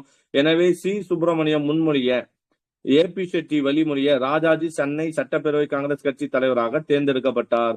ஆனால் இத்தீர்வு காங்கிரஸ் மேலிடத்தின் ஒப்புதலை பெற வேண்டும். அந்த ஒப்புதலை பெறுவதற்காக சி சுப்பிரமணியமும் டாக்டர் சவுந்தர ராமச்சந்திரனும் டெல்லி சென்று பண்டித நேருவை சந்தித்தனர். ராஜாஜி தேர்தலில் வெற்றி பெற்று அரசாங்கத்தை அமைக்க வேண்டும் என்று கூறி சென்னை சட்டப்பேரவை காங்கிரஸ் தீர்மானத்துக்கு ஏற்பு அளித்தார் நேரு.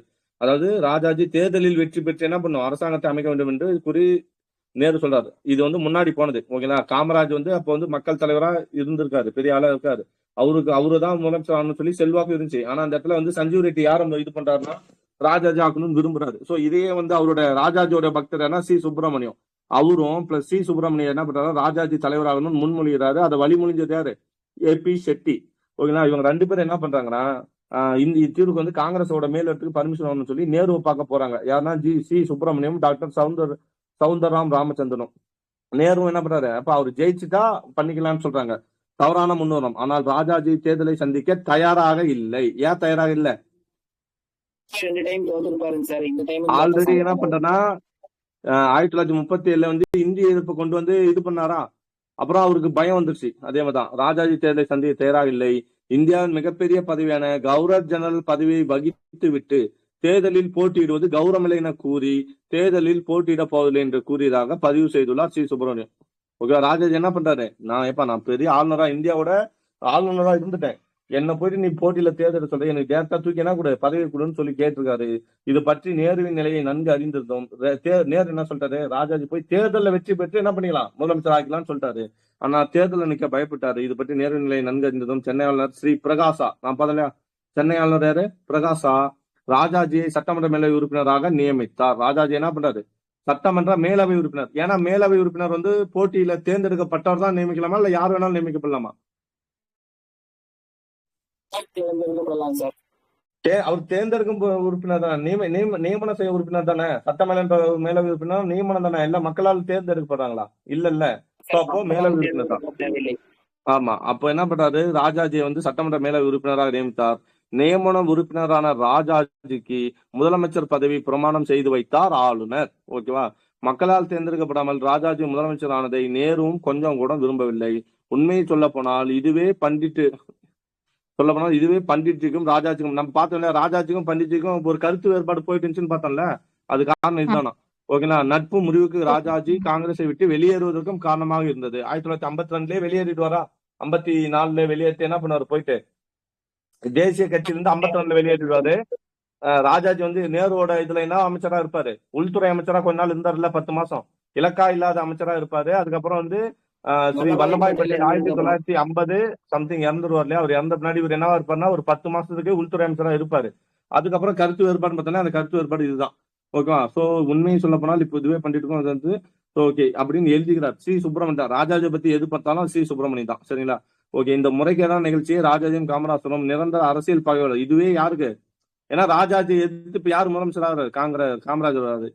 முறைகேடான நிகழ்ச்சியை ராஜாஜியும் காமராஜரும் நிரந்தர அரசியல் பகைவர்கள் ஆவதற்கும் அடிப்படையாக அமைந்தது. எது, இந்த இதுதான். அவர் 1952 யாரு, ஸ்ரீ பிரகாசா என்ற ஆளுநர் வந்து ராஜாஜியை வந்து என்ன பண்றாரு, ஒரு சட்டமேலவை உறுப்பினராக நியமனம் செஞ்சு அதுக்கப்புறம் அவர் முதலமைச்சர் ஆகுது. ஆளுநர் ஸ்ரீ பிரகாசா அமைச்சரவை அமைக்கப்படுவதற்கு முன்பாகவே அமைச்சரவையின் பரிந்துரையின்றி ராஜாஜி முதலமைச்சராக நியமித்தது. அந்த ஆளுநர் என்ன பண்றாருன்னா, அமைச்சரவை அமையத்துக்கு முன்னாடியே யார முதலமைச்சர் அமைச்சிட்டாரு, ராஜாஜி அமைத்தது. அரசியல் சட்ட நடைமுறை மோசமான முன்மாதிரி ஆளுநரின் எதிர்கால செயல் என்று கருதப்படுது. ஓகேங்களா. நிர்வாக சாதனைகள் அமைச்சரவை. ஆளுநர் ஸ்ரீ பிரகாசாவின் அழைப்பின் பேரில் 1952 ஏப்ரல், அதுதான் இப்ப யார் முதலமைச்சர் ஆயிட்டாரு, ராஜாஜி முதலமைச்சர் ஆயிட்டாரு. எப்படி ஆயிடுச்சுன்னு புரியுதுங்களா, முறைகேடா தான் ஆயிருக்காரு இப்ப சொல்லுது. ஓகேங்களா. அதாவது அவர் என்ன பண்றாருன்னா, தேர்தலில் போட்டியே போடல. தேர்தலில் போட்டி போடாம அவர் என்ன பண்றோம் நம்ம அப்படின்னு பார்த்தோம்னா, நியமன உறுப்பினரை அமைச்சு அது மூலியமா என்ன பண்றோம், அவர் வந்து அப்போ தண்ணி வாங்கிட்டு போ, தண்ணி வாங்கிட்டு போடா, பொம்மை வச்சு தரா, இது எடுத்து போ, பொம்மை வச்சு தரப்போ, அப்புறம் தான் வச்சிருவேன். ஆளுநர் ஸ்ரீ பிரகாசின் அழைப்பின் பேரில் 1952 இவர் தான் குட்டி ராஜாஜி. இவரை வந்து நம்ம முதலமைச்சராக நியமிச்சாதான் ஒரு தண்ணி தருவார் மாதிரி, இவருக்கு பொம்மை வச்சு தந்தாதான் எனக்கு தண்ணி தருவான். ஓகே. 1952 ஏப்ரல் 1 அரசாங்கம் அமைத்தார் ராஜாஜி. 1952 ஏப்ரல் 1 ஏப்ரல் 10 ராஜாஜிக்கு பதவி பிரமாணம் செய்து வைக்கப்பட்டது. கதை சாத்திட்டு போ. போடா. ஆ? செல்லா. டேய், அப்புறம் தர போ. போடான்ட்டீங்க. என்ன ரமேஷ்? குட்டி ராஜாஜியை போடான்ட்டீங்க. நான் நேரு இப்போ உனக்கு பதவியும் கிடையாது, மனசு இதுவும் கிடையாது. கிளம்பு. கதை சார் போடா. அப்புறம் வச்சு போ. டிஸ்டர்ப் பண்ணக்கூடாது. 1952 ஏப்ரல் முதல் தேதி நீ சொன்னதும் கேட்காதுடா போடா. 1952 ஏப்ரல் முதல் தேதி அரசாங்கம் அமைத்த ராஜாஜி. 1952 தேதி ஏப்ரல் 10 ஓகேங்களா, ராஜாஜிக்கு பதவி பிரமாணம் செய்து வைக்கப்பட்டது. So April 10 okay. ராஜாஜியின் அமைச்சரவையில் ஏபி ஷெட்டி யாரா இருக்கிறாங்க இப்போ? ஏபி ஷெட்டி, சுப்பிரமணியம். ஏன்னா ஏபி ஷெட்டியும் சுப்பிரமணியம் தான் என்ன பண்ணிருப்பாங்க, சுப்பிரமணியம் முன்மொழிஞ்சிருப்பாரு, ஏபி ஷெட்டி என்ன பண்ணா வழிமொழிஞ்சாரு. அப்புறம் கே வெங்கடசாமி நாயுடு, கே வெங்கடசாமி நாயுடு, அப்புறம் என் ரெங்காரெட்டி, எம்.வி. கிருஷ்ணராவ். அப்போ நான் அப்புறம் வச்சு தரப்போ கதை. MV. Krishnarao, we C Palaniswami கொண்ட வெரி குட். அடுத்து யு கிருஷ்ணராவ், ஆர் நாகன கவுடா, என் சங்கரெட்டி, எம்.ஏ. மாணிக்கவேல் நாயக்கர், கே.பி. குட்டி கிருஷ்ணன் நாயர், ராஜாஸ்ரீ சண்முக ராஜேஸ்வர சேதுபதி. நோட் பண்ணி வச்சுங்க. இவர்லாம் இவர் சண்முக ராஜேஸ்வர சேதுபதினா ஒரு கை ரிக்ஷா ஓட்டுறவரால தோக்கடிக்கப்படுவார். ஓகேங்களா. கலைஞர் யார இருந்தோம்னா ஒரு கை ரிக்ஷா ஓட்டுறவர, இது ராமநாதபுரம் நினைக்கிறேன் அந்த சைட்ல, கை ரிக்ஷா ஓட்டுறவரை இவர் ஒரு மன்னர் ராஜேஸ்வர சேதுபதி. அந்த மன்னரை ஆப்போசிட்டா ஒரு கை ரிக்ஷா ஓட்டுறவர் ஒரு திமுக கட்சியில நின்று அவரு ஜெயிப்பார். So SP Pattabhi Ramarao, T Sanjeevaiah ஆகியோர் இடம்பெற்றனர். ஜே சிவசண்முகம் பிள்ளை பேரவைத் தலைவர். யாரு? சிவசண்முகம் பிள்ளை. அப்பயே பார்த்தோம் ஆல்ரெடி. சிவசண்முகம் பிள்ளை தான் அது பேரவைத் தலைவராக மீண்டும் தேர்ந்தெடுக்கப்பட்டார். ஓகேவா. ஸோ அப்போ ராஜாஜி எப்படி வந்தார்னு புரிதுங்களா? ஓகே. நம்பிக்கை தீர்மானம் 1952 சென்னை சட்டப்பேரவையில் காங்கிரஸ் தனி பெரும்பான்மை கட்சியாக இருந்தது. ஆனால் அறுதி பெரும்பான்மை கட்சியாக இல்லை. அறுதி பெரும்பான்மை பாதிக்கு மேல ஜெயிச்சிருக்கணும், அப்படி இல்லை. எனவே ராஜாஜி அரசாங்கம் சிறுபான்மை அரசாங்கமாக இருந்தது. மார்க்கத்தை விட முடிவே முக்கியம் என்று கருதிய ராஜாஜி கட்சி தாவல் உத்தியை கையாண்டார். மார்க்கத்தை விட, மார்க்கம் என்னது? எத்திக்ஸ், நியாயமா போகணுன்றதை விட இந்த இடத்துல என்ன வேணும், கட்சி எப்படியாவது காப்பாற்றணும்னு சொல்லி கட்சி தாவல் உத்தியை கையாண்டார். கட்சி தாவல் என்ன பார்ப்போம்? என்ன ஆர்டிகல், எந்த சட்டம்? 1985 10வது திருத்த சட்டம். ஓகே. 1985 52வது சட்ட திருத்தமா? 52 சட்டத்தில் 52 சட்டம். ஆர்டிகல் என்ன? கட்சி தாவல் தடை கட்சி தாவல் யூஸ் பண்ற ஆர்டிகல். அதாவது குடியரசுத் தலைவர் ஆர்டிகல் 102 பயன்படுத்தி ஒரு சட்டமன்ற உறுப்பினரை நீக்கலாம். 60 நாள் அவர் அவைக்கு வரல அப்படின்னா, 60 நாளுக்கு மேல வரலன்னா அவரை நீக்கலாம். அது ஆர்டிகல் 102. அதே ஆர்டிகல் 102 தான் கட்சி தாவலை பத்தி சொல்லும். சரிங்களா. ஓகே. கட்சி தாவல் யாருக்குன்னா சபாநாயகருக்கு. ஓகே. கிறிஸ்கர் லோ கட்சியை உடைத்து, அப்ப இவர் என்ன பண்றாருன்னா கட்சி தாவல் உத்தியை கையாண்டிருக்காரு. யாரு? ராஜாஜி. எப்படின்னா கிறிஸ்கர் லோ கட்சியை, கிறிஸ்கர் லோ கட்சி யாரு? அந்த ரங்கா சம்திங் பார்த்தா ரங்கான்னு சொல்லிட்டு ஒருத்தர் இருந்தாரு. அவரோட கிறிஸ்கர் லோ கட்சியை உடைத்து, கிறிஸ்கர் லோ கட்சி கிட்டத்தட்ட ஒரு என்னமோ 16 என்னமோ ஜெயிச்சு இல்லையா, அது அக்கட்சியிலிருந்து திம்மா ரெட்டி, நீலத்தாவு ராவ் ரெட்டி, கூமி செட்டி, வெங்கட நாராயண தோரா ஆகியோரை காங்கிரஸில் சேர்த்துட்டார். ஸோ அப்ப என்ன பண்றாரு, அங்கிருந்து கட்சி தாள் ஆளுங்களை கூட்டு வந்துறாரு, இந்த பக்கம் கூட்டு வந்துட்டாரு.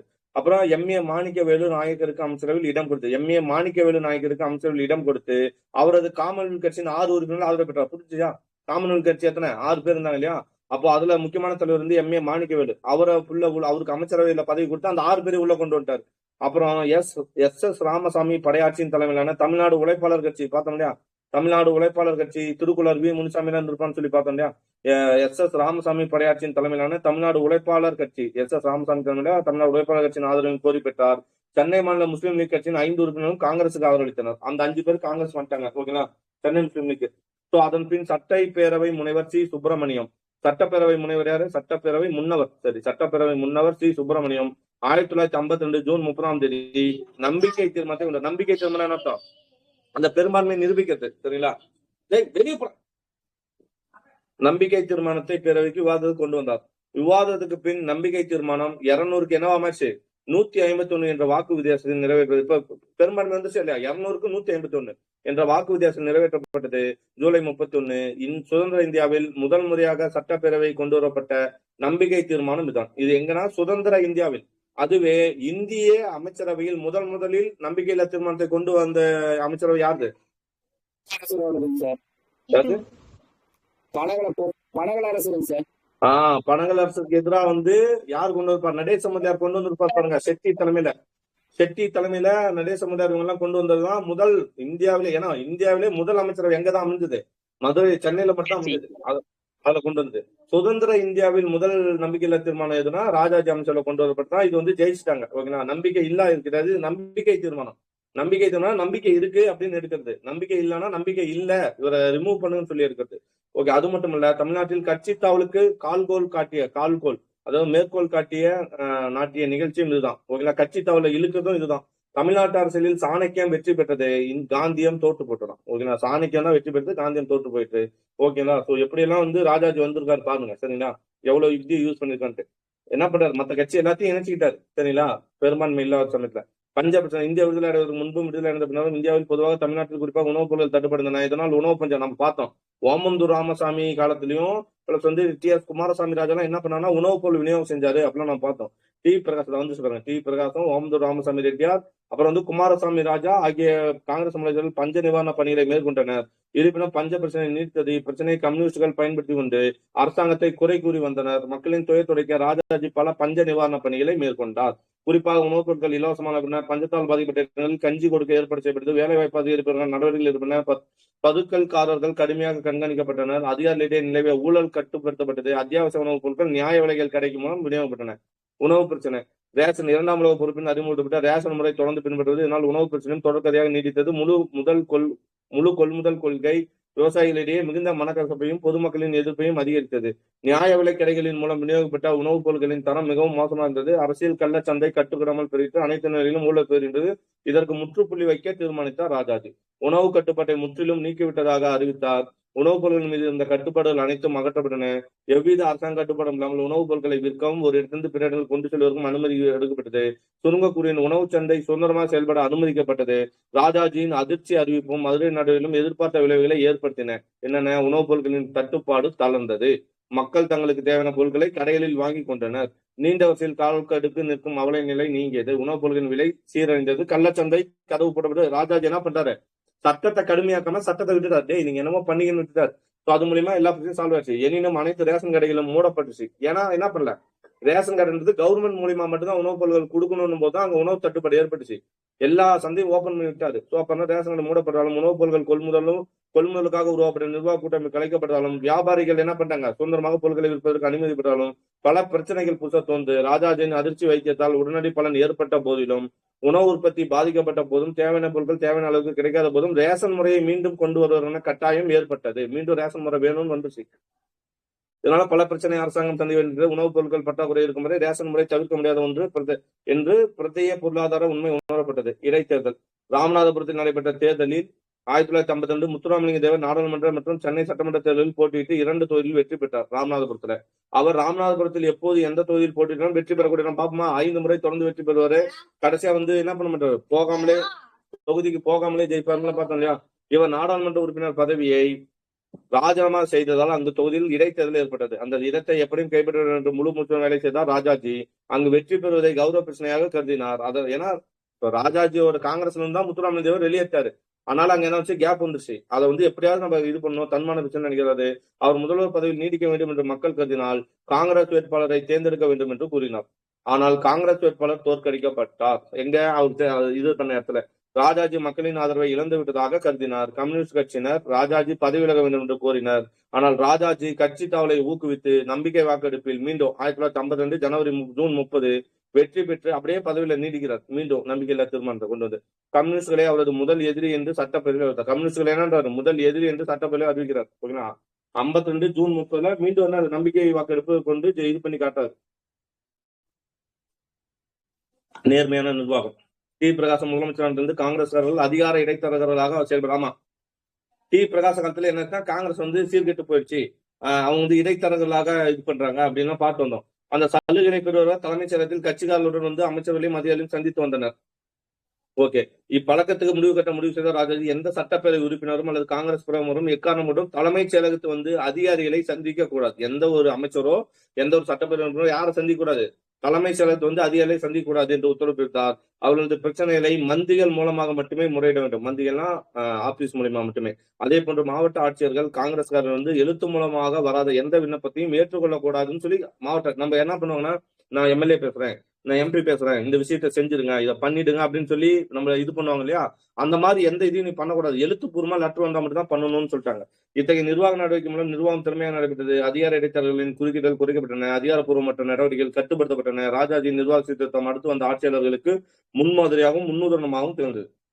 தூய்மையான திறமையான அரசாங்க நிர்வாகத்துக்கான அடித்தளம் மேம்பட்டது. இச்செயல் இந்திய பொது நிர்வாக வரலாற்றில் குறிப்பிடத்தக்க மென்கள். இவர் வந்து டி பிரகாசம் ஆமந்தூர் ராமசாமி காலத்துல இந்த சீர்கேட்டில் வந்து கழிச்சிட்டார். ஓகே. விவசாயிகள் விவகாரம். பாதுகாப்பற்ற விவசாயிகள் உணவுப் பொருட்கள் மீதான கட்டுப்பாடுகளை நீக்கியுடன் ராஜாஜி விவசாயிகளின் பிரச்சனைக்கு முன்னுரிமை கொடுத்தார். தமிழ்நாட்டில் காவிரி பகுதியிலும் ஆந்திராவில் கோதாவரி கிருஷ்ணா பகுதியிலும் பற்றாத நீர்ப்பாசன பகுதிகளாகும். விளைச்சலுக்கு பஞ்சமில்லை. ஆனால் இப்பகுதிகளுக்கு சொந்தக்கார நிலப்பரப்புகளும் ஜமீன்தார்களும் குத்தகைக்காரர்களும் இரக்கமின்றி சுரண்டி வந்தனர். உழவர்களுக்கு எவ்வித பாதுகாப்பு இல்லை. ஏன்னா காவேரி சைட்லயும் கோதாவரி சைட்லயும் நல்ல வர்த்தகம் நீர்ப்பாசன பகுதி. ஆனா அந்த இடத்துல என்னன்னா குத்தகைதாரர்கள் வந்து அதிக பணத்தை புடிங்கிட்டு இருக்கிறான். சோ இதுல உழவர்களுக்கு எந்தவித பாதுகாப்பு இல்லை. பயிர் பகிர்வு என்ற பெயரில் குத்தகை கொள்கை நடைபெற்று வந்தது. அதாவது குத்தகைதாரர் எவ்வளவுக்கு எவ்வளவு அதிகமா விளைவிக்கிறார்களோ அவ்வளவுக்கு அவ்வளவு குத்தகை அதிகப்படுத்த வேண்டும். குத்தகையோட வரியை வந்து அதிகப்படுத்த போறாங்க. இதனால் விவசாயிகள் எவ்வித ஊக்கம் இருந்தனர். அது மட்டும் இல்ல, அவர்கள் எந்த நேரத்திலும் நிலத்திலிருந்து வெளியேற்றப்படக்கூடிய ஆபத்து அவர்கள் தலைமையில் தொங்கிய கூறுவாளாக இருந்தது. சோ அப்ப துயர் ராஜாஜி என்ன பண்றாருன்னா இருநோக்கு கொள்கையை கொண்டு வந்தார். 1, உழவர்களுக்கு சட்ட பாதுகாப்பு அளித்தல். ஓகேவா. 2, அவர்கள் செலுத்த வேண்டிய குத்தகைக்கு சட்ட வரம்பு நினைத்தல். ஓகேவா. 2 கொள்கை கொண்டு வர. உழவர்களுக்கு சட்ட பாதுகாப்பு கொடுக்கணும். 1, அவன் அடிச்சு துன்புறுத்த கூடாது, வெளியே போக சொல்லக்கூடாது.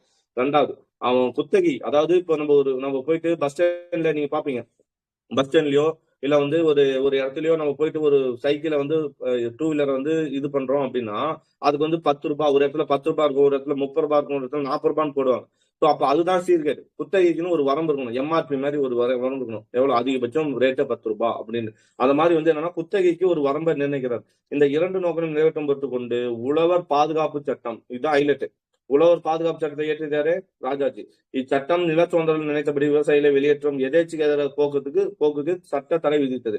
விவசாயிகளை சட்டப்படி வெளியேற்றுவதற்கான நிபந்தனை மிக கடுமையாக்கப்பட்டன. அதே போன்று குத்தகை விகிதம் செலவு போக உழவருக்கு 40%, நிலம் சொந்தக்காரருக்கு 60% இருந்தது. அதே போல ஓகேங்களா, குத்தகை விகிதம் செலவு போக மீதி இருக்க 40% யாருக்கு? நில சொந்தக்காரருக்கும். 60% இது உழவருக்கு 40%க்கும் நில சொந்தக்காரர் 60% என்று நிர்ணயிக்கப்பட்டது. ராஜாஜியின் இந்த நடவடிக்கை தஞ்சாவூர் மாவட்டத்தில் கம்யூனிஸ்டுகளின் ஆதிக்கத்தை வெகுவாக குறைத்து விட்டது. ஏன்னா தஞ்சாவூர் தான் என்ன பெல்ட்? காவேரி பெல்ட் எது? தஞ்சாவூர் தானே. அப்ப தஞ்சாவூர்ல தானே இந்த பிரச்சனை அதிகமா இருந்திருக்கும். அப்போ இதாச்சு. ஓகே. அப்போ ராஜாஜி இந்த மாதிரி விவசாயிகள் பாதுகாப்பு சட்டத்தை கொண்டு வந்து நல்ல பேர் வாங்கிட்டாரு. கம்யூனிஸ்ட் கட்சிகளோட ஆதரவு குறைஞ்சிச்சு, இவரோட இது பெருகுதுன்றாங்க. கைத்தறி நெசவு பிரச்சனை. கைத்தறி நெசவு தொழில் பல்லாயிரக்கணக்கான ஈடுபட்டவர்கள் வாழ்க்கை ஆதரவே நெசவு தொழில். மெயினான டேட்டா மட்டும் எடுத்துலாம். வறுமை வாழ்க்கையாக கொண்டிருந்தார். பாரம்பரிய நெசவு தொழிலை செய்து வந்த நெசவாளியின் பிரச்சனை தீர்வு பண்ணது. அவர்களது பிரச்சனைகளை தீர்வு கண்டார் ராஜாஜி. இதற்காக மேற்கொள்ளப்பட்ட நடவடிக்கை குறிப்பிட்ட துணி ரகங்கள் கைத்தறி நெசவாக மட்டுமே, இந்த துணியை நெசவுக்கு மட்டுமே ஒதுக்கணும். நெசவாளர் கூட்டுறவு சங்கம் துவக்கப்பட்டவற்றின் மூலம் தேவையான நூலை பெற்றுக்கொண்டு கைத்தறி துணிகளை விற்க ஏற்பாடு செய்யப்பட்டது. கைத்தறி நெசவாளர்களின் துறைப்பு நடவடிக்கைகள் மேற்கொள்ளப்பட்டன. கைத்தறி குழுமங்கள் ஏற்படுத்தப்பட்டன. கதர் கிராம கைத்தொழில் ஆணையம் பயன்படுத்தப்பட்டது. கைத்தறி துணி விற்பனைக்கு தள்ளுபடிகள் கொடுக்கப்பட்டன. விசைத்தறி போட்டி நின்றும் பாதுகாப்பதற்கு தேவையான நடவடிக்கைகள் எடுக்கப்பட்டன. சுருங்க ராஜாஜி ஆட்சிகளும் கைத்தறி நெசவாளர்களுக்கு பொற்காலம், விவசாயிகளுக்கு நல்லது, உணவு பிரச்சனையை தீர்த்து வச்சார். ஆந்திர மாநிலம் அமைக்கப்பட்டது 1953. தனி மாநில கொள்கை 1908 இருந்து மொழிவாளி மாநில அமைப்பு இந்திய தேசிய காங்கிரசின் கொள்கையா இருந்தது.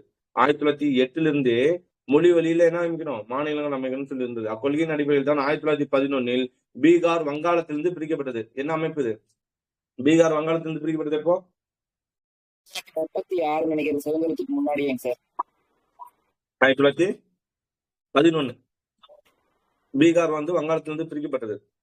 அதுக்கப்புறம் ஒருங்கிணைந்த சென்னை ராஜதானியில் தமிழ்நாடு. இதை நோட் பண்ணி, பீகார் வந்து வங்காளத்திலிருந்து பிரிக்கப்பட்ட 1911. ஒருங்கிணைந்த சென்னை ராஜதானியில் தமிழ்நாடு பிரதேச காங்கிரஸ் கமிட்டி, ஆந்திர பிரதேச காங்கிரஸ் கமிட்டி, கர்நாடக பிரதேச காங்கிரஸ் கமிட்டி, கேரள பிரதேச காங்கிரஸ் கமிட்டி மொழி அடிப்படையில் தனித்தனி இயங்குகின்றன. சென்னை ராஜதானியில் இருந்த தெலுங்கர்கள் 1917 இருந்து தனி மாநில கோரிக்கையை எழுப்பிவந்தனர். 1946 ஆண்டு வெளியிடப்பட்ட அகில இந்திய தேசிய காங்கிரஸ் தேர்தல் அறிக்கையில் மாகாணங்கள் என்ன இருக்கும்? மொழி மற்றும் கலாச்சார அடிப்படையில் அமைக்கப்படும் சொல்லி அறிவிச்சிருந்தது. பிரகாசம், ரங்கா போன்ற ஆந்திர தலைவர்கள். பிரகாசம் தான் யார் பார்த்தோம்? அந்த கிசான் மஸ்தூர் கட்சி, ஓகே, மஸ்தூர் கட்சினா பிரகாசம் வரணும். லோக்குன்னு வந்தா ரங்கா வந்துடும். அவங்க 2 பேருமே ஆந்திரா கட்சிகள். போன்ற ஆந்திரா தலைவர் இந்திய உள்துறை அமைச்சர் வல்லபாய் பட்டேலை சந்தித்து ஆந்திர மாநிலம் அமைக்க வேண்டியதன் அவசரத்தையும் வற்புறுத்தினர். முதலமைச்சர் ஓமந்தூர் ராமசாமி ரெட்டியார் ஆட்சி காலத்தில் தனி ஆந்திர மாநில கோரிக்கை புது பலம் பெற்றது. எப்போ ஓமந்தூர் ராமசாமி எப்போ இருக்காரு? 1949 47 டு அடுத்து வாங்க குமாரசாமி ராஜா 49 வரும். 47 டு 49 தானே ஓமந்தூர் குமாரசாமி ராஜா. 47 டு 49 இந்த சமயத்துல தானே ஆந்திரா தனி மாநிலம் கோரிக்கை வேணும்னு சொல்லி யாரு பட்டாபி சீதாராமையா அந்த ஸ்டேஜ்ல சொன்னனால ஜேவிபி குழு அமைக்கப்படும் பார்ப்போம் 1948. ஓகேங்களா? பட்டாபி சீதாராமையா ஞாபகம் இருக்குங்களா? பட்டாபி சீதாராமையா ஏன்சியோட தலைவர் 1948 ஜெய்ப்பூர் நினைக்கிறேன். ஜெய்ப்பூரோ எங்கேயோ வரும். ஓகேவா? சோ அப்போ ஓமந்தூர் ராமசாமி தானே அப்போ இருக்காரு. ஆட்சி காலத்துல தனி ஆந்திர மாநில கோரிக்கை புது பலம் பெற்றது. 1947 நவம்பர் 27 மொழி மாகாண கோரிக்கையை ஏற்றுக்கொண்டதாக அறிவித்தார் பிரதமர். அப்போ அந்த மொழி மாகாண கோரிக்கையை நான் ஏத்துக்கிட்டேன்னு சொன்னது எப்போ? 1947 நவம்பர் 27. 1947 நவம்பர் 27. சரியா? நாட்டுரிமை இந்திய பிரிவினை பாதிக்கப்பட்ட இந்திய தலைவர்கள் நாட்டுரிமை மனிதர்கள் கொண்டு மொழிவரி மாநிலம் அமைக்கப்படுவதை தாமதப்படுத்தினர். ஆந்திர ஆத்திரமடைந்தனர். 1951 சுதந்திர தினத்தன்று 1951 சுதந்திர தினம் எப்போ? ஆகஸ்ட் 15 என்று சுவாமி சீதாராம் சாகும் வரை உண்ணாவிரதம் பண்றார். யாரு? சீதாராம். நம்ம யாரை மட்டும் தான் பார்த்தோம்? பொட்டி ஸ்ரீராம்ல மட்டும்தான் பார்த்தோம். ஓகேங்களா? 1951 சுதந்திர தினத்தன்று சுவாமி சீதாராம் சாகும் வரை உண்ணாவிரதம் கொண்டார். என்ன ரமேஷ்? சொல்லுங்க சார். ஓகே வாய்ஸ் ஓகே தானே? ஓகே. ஆந்திராவில் பதற்ற நிலை ஏற்பட்டது. ஆச்சாரிய வினோபாவை வேண்டிக் கொண்டிருக்கிறாங்க. சுவாமி சீதாராம் யாரு? ஆச்சாரிய வினோபாவை கேட்டுக் கொண்டதுக்காக சுவாமி சீதாராம் உண்ணாவிரதத்தை முடித்துக் கொண்டார். ஆந்திர மக்கள் தங்கள் ஏமாற்றத்தை 1952 பொது தேர்தலில் வெளிப்படுத்தினர். ஓகேங்களா? காங்கிரஸ் 375 இடங்கள் எத்தனை இடம் மட்டும் வெற்றி பெற்று அதானே அது 1951 ஒரு உண்ணாவிரதம் அது ஏத்துக்கல. காங்கிரஸ் அதை செயல்படுத்தல. அதனால 52 ஆந்திர மக்கள் பாடம் கட்டுறாங்க. அதனாலதான் நம்ம பார்த்தோம் யாரு காங்கிரஸ் கம்மி 152 இடத்துலயும் கிசான் அந்த இவரு பார்த்தா அவர் பேரு டி பிரகாசம் 35 இடத்துல ஜெயிச்சிருப்பாரு. அவர் 35 இடத்துல ஒரு தனி கட்சி உருவாக்கி ஜெயிச்சது காரணம்னா மொழிவாரி மாநிலம் அமைக்கணும்ட்டு. 152 ஆந்திராவில் 140 இடங்களில் 43 மொத்தம். ஆந்திராவில் மட்டும் 140. ஓகேங்களா? இந்தியா தமிழ்நாடு எவ்வளவு பார்த்தோம்? 190 பார்த்தோமா? தமிழ்நாட்டுல மட்டும் 190 சம்திங் பார்த்தோம் இல்லையா? 190 காங்கிரஸ் கட்சி இது தமிழ்நாட்டு 92 ஓகே 96 92 சம்திங் வந்து 190 மட்டும் 92 அந்த மாதிரி என்னமோ வந்தது. ஓகேவா? சரி. ஆந்திராவில் 140 இடங்களில் 43 இடங்களுமே வெற்றி பெற முடிந்தது. பிரபல காங்கிரஸ் தலைவர்கள் தோற்கடிப்பினர். எதிர்ப்பு முதலமைச்சர் ராஜாஜி மேற்கொண்ட நடவடிக்கைகள் எரிகின்ற எண்ணெய் எடுத்துக்காட்டாக அவர் கொண்டு வந்த கிருஷ்ணா பென்னார் திட்டம். கிருஷ்ணா நதி பெண்ணா நதி அதான் கிருஷ்ணா பெண்ணார் திட்டம். கிருஷ்ணா நதி வரை தமிழ்நாட்டுக்கு திருப்பி விடுவதற்கான சூழ்ச்சி. அதாவது கிருஷ்ணா நதியை பெண்ணையார் நதியோட ஜாயின் பண்ணணும்னு சொல்லிட்டு அப்ப கிருஷ்ணா நதி நீரை தமிழ்நாட்டுக்கு திருப்பி விடுவதற்கான சூழ்ச்சி என்று ஆந்திரர்கள் கருதினர். 1952-53 தனி ஆந்திர மாநில கிளர்ச்சி உச்சகட்டத்தை அடைந்தது. ஏன்னா அப்பதான் பொட்டி ஸ்ரீராமுலு என்ன பண்ணுவாரு? இது பண்ணுவாரு. ஆந்திர மாவட்டங்களில் சுற்றுப்பயணம் மேற்கொண்டார் ராஜாஜி மீது என்ன வீசப்பட்டதா? தார் வீசப்பட்டதா? ஆந்திர மாவட்டங்களில் சுற்றுப்பயணம் மேற்கொண்ட ராஜாஜி மீது என்ன வீசது? தார் வீசப்பட்டது. பொட்டி ஸ்ரீராமுலு உண்ணாவிரதம் இருந்து உயிர் தியாகம் செய்தார். அதன் பின் ஆந்திரர் ஆர்ப்பாட்டம் காட்டுத்தீ போல் பரவிற்று. ராஜாஜின் உறுதி. ராஜாஜி மொழிவாரி ஆந்திர மாநில கோரிக்கையை ஏற்கவில்லை. குறிப்பாக சென்னை ஆந்திராவின் தலைநகர் ஆக வேண்டும் என்ற கோரிக்கையை நிராகரித்தார். சென்னை என்ன பண்ணிட்டாங்க? ஆந்திராவோட தலைநகர்னு சொன்னாங்க. சரிங்களா? ஒரே நிமிஷம்.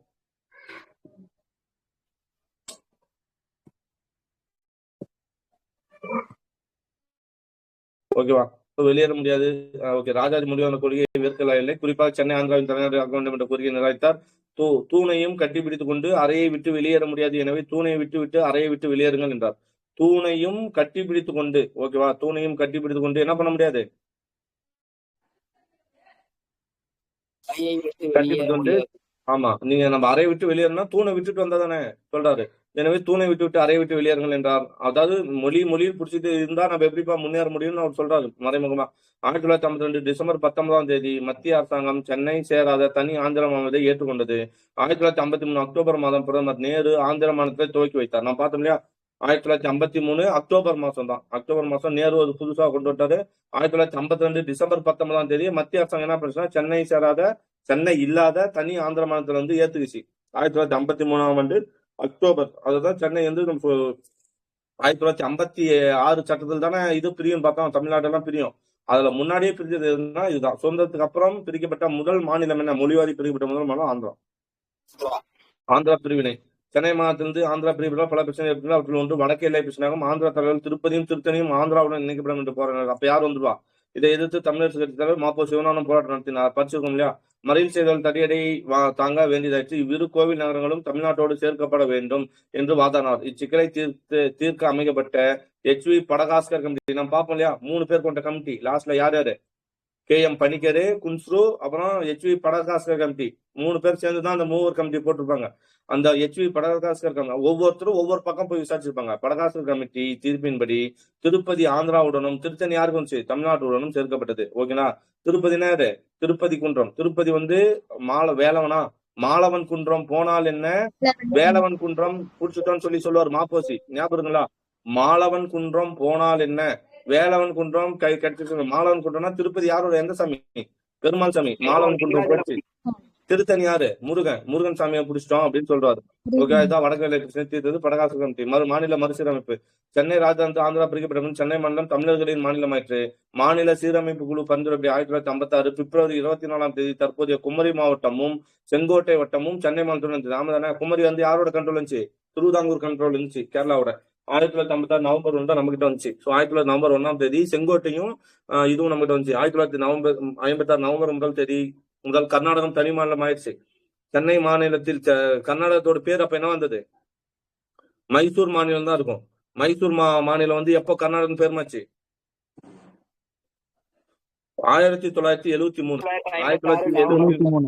1973 தான் கர்நாடகம் பேர் வரும் மைசூர் மாநகரத்துக்கு. ஓகேனா? மாகாணத்துக்கு. சரி, அடுத்தது என்ன பார்த்தோம்? கர்நாடகம் தனி மாநிலம் விட்டு சென்னை மாநிலத்தில் காங்கிரசுக்கு பெரும்பான்மை பலம் வந்துவிட்டது. சென்னையில காங்கிரஸ் பெரும்பான்மை இருந்தது. காமராஜின் தலைமையில் காங்கிரஸ் பலமிக்க கட்சியாக இருந்தது. ராஜாஜி முதல் பொறுப்பிலிருந்து விலகுவார் என்று எதிர்பார்க்கப்பட்டது. ஆனால் அவர் அப்படி அப்பவே செய்யல. முதலமைச்சர் பதவியில் நீடிக்க விரும்பினார். ராஜாஜி எடுத்த இந்த முடிவு சரியில்லை என்று குறிப்பிட்டார். அவரது வழக்கரமாக இருந்த யார்? ஸ்ரீ சுப்பிரமணியம். அவரோட சீடரு எல்லாம் எழுதுனவரே சுப்பிரமணியம். அவரே சொல்றாரு. அதுதான் ஃபர்ஸ்ட்ல சொல்லியிருப்பாரு. என்ன சொல்லிப்பாருன்னா, ஒரு நல்ல அரசியல்வாதி எப்பொழுது கட்சியை விட்டு விலக வேண்டும் என்று தெரிஞ்சிருக்கணும். அப்படி தெரியலன்னா அது தன்னைத்தானே அழித்துக் கொள்ள இயலும் அப்படின்னு ஒரு பாயிண்ட் பார்த்தோமா? எங்க படிச்சது? இன்ட்ரோல படிச்ச பாக்ஸ் கண்டு சி சுப்பிரமணியம் சொல்லிப்பாரு இல்லையா? அதுதான் இங்க வருது பாரு. முதலமைச்சர் பதவியா அவர் நீடிச்சிருக்க கூடாது. ஏன்னா ஆந்திரா தனிமாநிலம் பற்றி சென்னை பற்றி இவர் பெரும்பான்மை எழுந்துட்டு வரான்னு ராஜாஜி இந்த முடிவு சரியென்று குறிப்பிட்டார். அவரது வழக்கரம் வந்து சி சுப்பிரமணியம். கல்வி சேர்த்துதான் ராஜாஜி கல்வி சேர்த்து முக்கியத்துவம் கொடுத்தார். கல்வியின் பயன் கல்வி எது? குலக்கல்வி கொண்டு வர்றாரு. பயன் சமுதாயத்தின் அனைத்தரப்பிலும் குறிப்பாக அடித்தட்டு மக்களை சென்றடைய வேண்டும் என்று குறியாக இருந்தார். பகுதி நேர கல்வி மூலம் இச்சாதனை செய்ய முடியும். பகுதி நேர கல்வி, பகுதி நேரம் வேலை செய்கின்றதுதான் இச்சாதனை செய்ய முடியும். அதாவது மாணவர்கள் காலையில் 4 மணி நேர பள்ளி படிவிலும் மாலை நேரத்தில் வாழ்க்கைக்கு தேவையான திறமைகளை வளர்த்துக் கொள்ளலாம் என்பது ராஜாஜியின் புதிய பகுதி நேர கல்விக் கொள்கை. மாணவர்கள் தொழில் திறமையை வளர்த்துக் கொள்வதை பொறுத்தவரை ராஜாஜியின் திட்டம் பின்வரும். மாணவர்கள் முதலில் தங்களது தந்தையர் செய்து வந்த தொழிலை கற்றுக்கொள்ளட்டும். அதன் பின்னர் தங்களுக்கு திறமைகளுக்கு ஏற்ற தொழிலை அவர்கள் விரும்பும் போல தேர்ந்தெடுக்கலாம் சொல்றாரு. சோ தடம் புரண்ட திட்டம். ராஜாஜியின் புதிய கல்விக் கொள்கையும் கல்வி திட்டமும் தமிழ்நாட்டில் போராட்ட புயலை கிளப்பிட்டது. பெரியார் ஈவேராவின் திராவிட கழகமும் சி அண்ணாதுரை திமுக ராஜாஜின் கல்விக் கொள்கைக்கு குலக்கல்வி என்றும் சாதிய கல்வி என்றும் முத்திரை குத்தி அரசியல் பிரச்சனையாக்கினார். குலக்கல்வி வர்ணாசிரம சாதி வேறுபாட்டை நிரந்தரமாக்கிவிடும் என்றும் போர்க்குரல் எழுப்பிய பெரிய போராட்டத்தில் துவக்கினார். பிள்ளையார் பிடிக்க போய் குரங்காக மாறியதை கண்டு ராஜாஜி ஆச்சரிந்தார். அவரது புதிய கல்விக் கொள்கை தரம் உள்ளது. திராவிட கழகங்களோடு கம்யூனிஸ்டும் சேர்ந்து வர்றார். புரிதா? அவரோட நோக்கம் என்னன்னு தெரியல. அவர் ஏதோ ஒரு கல்விக் கொள்கை கொண்டு வந்திருக்காரு. அதை வந்து நம்பாளுங்க என்ன பண்ணான்னா குலக்கல்வி சாதி கல்வி அப்படின்னு சொல்லி கொண்டு வந்து அதை ஒரு அரசியலா மாத்தி இது பண்ணுறாங்க. திமுகவின் திட்டம் 1953 ஜூலை 13ஆம் தேதி திமுக செயற்குழு மும்முனை போராட்டம் நடத்த முடிவு செய்தது. 1953 எப்போ? ஜூலை 13. திமுக வந்து அப்ப அரசியல்ல இதுல கட்சியில சேரல, பட் இருந்தாலும் இதாயிடுச்சு. 1953 ஜூலை 13 திமுக செயற்குழு மும்முனை போராட்டம். 1 குலக்கல்வி போராட்டம், 2வது கள்ளக்குடி போராட்டம், 3 நேரு எதிர்ப்பு போராட்டம். ஓகேங்களா? குலக்கல்வி போராட்டத்துக்கு 3 போராட்டம். குலக்கல்வி, கள்ளக்குடி, நேரு எதிர்ப்பு போராட்டம். குலக்கல்வி போராட்டத்துக்கு ஈவேகி சம்பத் தலைமை தாங்கினார். ஈவேகி சம்பத் தலைமை தாங்கினார் குலக்கல்வி போராட்டத்துக்கு. ஓகேங்களா? இவங்க திமுக காரங்க. ராஜாஜி வீட்டுக்கு முன் மறியல் செய்வது என்று தீர்மானிக்கப்பட்டது குலக்கல்விக்கு. இதை அறிந்த போலீசார் போராட்டம் துவங்குவது முன்பு அண்ணாதுரை, நெடுஞ்செழியன், ஓகேங்களா, அப்புறம் யாரு? ஈவேகி சம்பத், மதியழகன், NV நடராஜன் ஆகியோரை கைது செய்தனர். சம்பத்துக்கு பதில் மறியல் நடத்த சென்ற சத்தியவாணி முத்து. யாரு சத்தியவாணி முத்து? தையல் யாரோட பேர் தராங்க? ஓகே, சத்தியவாணி முத்துவும் கைது செய்யப்பட்டார் ஜூலை 14. இதை நோட் பண்ணி வச்சாங்க. குலக்கல்வி திட்டத்துல போராட்டம் செஞ்சு சத்தியவாணி முத்து அம்மையார் கைது செய்யப்பட்டாங்கன்னா ஆமா. டால்மியாபுரத்தை கள்ளக்குடியாக மாற்ற கோரி போராடியதற்காக கருணாநிதியும் டால்மியாபுரம் ஓகேங்களா, டால்மியாபுரம்னு அது பேர் இருக்கு. அதை வந்து என்னவா மாற்றணும்ன்றாங்க, கள்ளக்குடியாக மாற்றணும் அப்படின்னு சொல்லிட்டு கருணாநிதியும் 35 பேரும் கைது செய்யப்படுறாங்க. கருணாநிதி போயிட்டு எங்கன்னா இந்த பொருளை இது பண்றாங்க. துப்பாக்கி சூட்டில் பலர் காயமடைந்தனர். ராஜாஜி சென்ற இடம் தளவாளத்துல தலை வச்சு படுத்திருப்பாரு சார். அதுலதான் கருணாநிதி ஃபர்ஸ்ட் ஃபேமஸ் ஆயிருப்பாரு சார். கள்ளக்குடி ஓஹோ, அந்த ரயில் தண்டவாளமா? Okay okay okay. துப்பாக்கி சூட்டில் பலர் காயமடைந்தார். ராஜாஜி சென்ற இடங்களில் எல்லாம் கருப்பு கொடி காட்டப்பட்டது. ஓகே. பதவி விலகல். ராஜாஜியின் கல்வி திட்டம் உடனடியாக விலக்கிக் கொள்ளப்பட வேண்டும் என்று கேட்டு எதிர்கட்சிகள் ஒரு தீர்மானத்தை சட்டப்பேரவையில் கொண்டு வந்தனர்.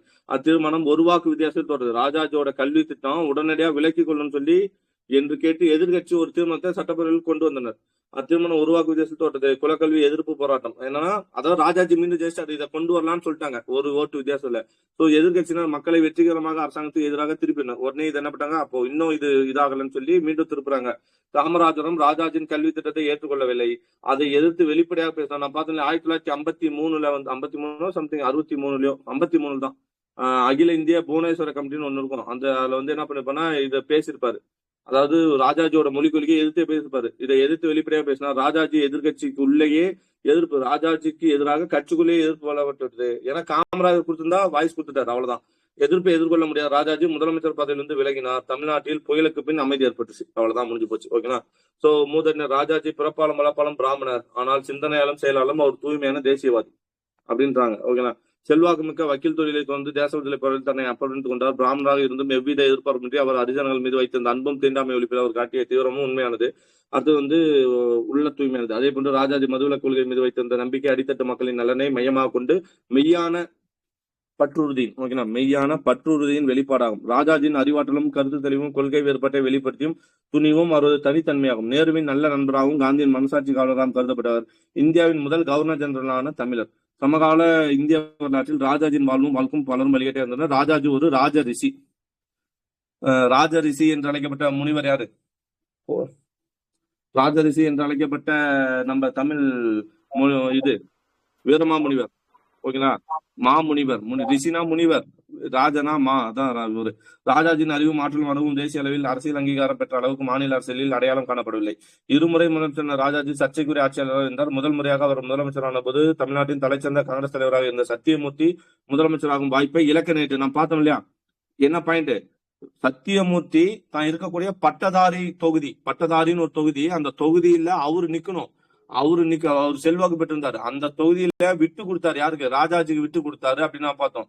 அவர் விட்டு கொடுத்துதான் ராஜாஜி முதலமைச்சர் ஆனாரு. ஆனாலும் இருந்தாலும் அவர் யார சட்ட அமைச்சர்ல உட்கார வைக்கல, சத்தியமூர்த்திக்கு சீட்டு கொடுக்கல.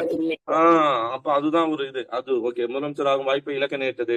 ராஜாஜியின் இந்தி கொள்கை தமிழ்நாட்டில் இந்திய போராட்டத்தை வளர்த்து விட்டது. அதே போன்று ராஜாஜி 2வது முறையாக முதலமைச்சர் ஆனபோது சத்தியமூர்த்தியின் சீடரும் மக்கள் செல்வாய் பெற்றிருந்த காமராஜர் முதலமைச்சராகும் வாய்ப்பை இழந்தார். ராஜாஜியின் கல்விக் கொள்கை தமிழ்நாட்டில் மாபெரும் அரசியல் கொந்தளிப்பை ஏற்படுத்தது. கவர்னர் ஜெனரலாக இருந்த ராஜாஜிக்கு முதலமைச்சர் ஆகும் ஆசையும் இருந்தது. ஆனால் தேர்தலை சந்திக்க அதுவே தடையாக இருந்தது. ராஜாஜி மறைமுகமாக முதலமைச்சர் ஆனபோது அவரது பற்றற்ற தன்மையை பாதித்தது. அரசியல் ஆதாயத்துக்காக இந்திய ஆதரித்த ராஜாஜி இந்திய எதிர்ப்பாளர் ஆனார். கம்யூனிஸ்டுகளை முதல் விரோதி. அதுக்கப்புறம் என்ன பண்ணாரு? அரசியல் ஆதாயத்துக்காக தான் இந்தியா ஆதரிச்சிருக்காரு. அதுக்கப்புறம் அவர் வந்து எதிர்ப்பாளராக கம்யூனிஸ்டுகளை முதல் விரோதியாக கருதி அவர் கம்யூனிஸ்டுடன் கூட்டணி வைத்துக் கொண்டார். பார்த்தோமா? ஓகே. திராவிட முன்னேற்ற கழகத்துடன் கம்யூனிஸ்டுடன் அரசியல் உறவு கொண்டிருந்த திராவிட முன்னேற்ற கழகத்துடன் கூட்டணி வைத்துக் கொண்டார். காங்கிரஸ் மீதான வெறுப்பு அவரது கருத்தை குருடாக்கிவிட்டது. அதே போன்று நேருவின் சோசியலிச கொள்கைக்கு எதிராக இருந்த ராஜாஜி துவக்கிய சுதந்திரா கட்சி என்ன? எப்ப தொடங்கின சுதந்திரா கட்சி? 1959. அது அப்பவே சொல்லிட்டேன். இதுக்கு மேல டேட்டி ஞாபகம் வச்சுங்கப்பான்னு சொன்னேன். என்னது? ஜூன் 5 காற்று தினத்துக்கு முன்னாடி சுதந்திரம் கட்சி பான்னு சொன்னா ஞாபகம் இருக்கா? ஜூன் 5க்கு முன்னாடி ஜூன் 4. ஓகேங்களா? நோட் பண்ணி வச்சுங்க. ஜூன் 4. ராஜாஜின் அரசியல் சிந்தனை சாதனைகளை விட அவரது சிந்தனை சாதனைகளை நிலைத்து நிற்பவை.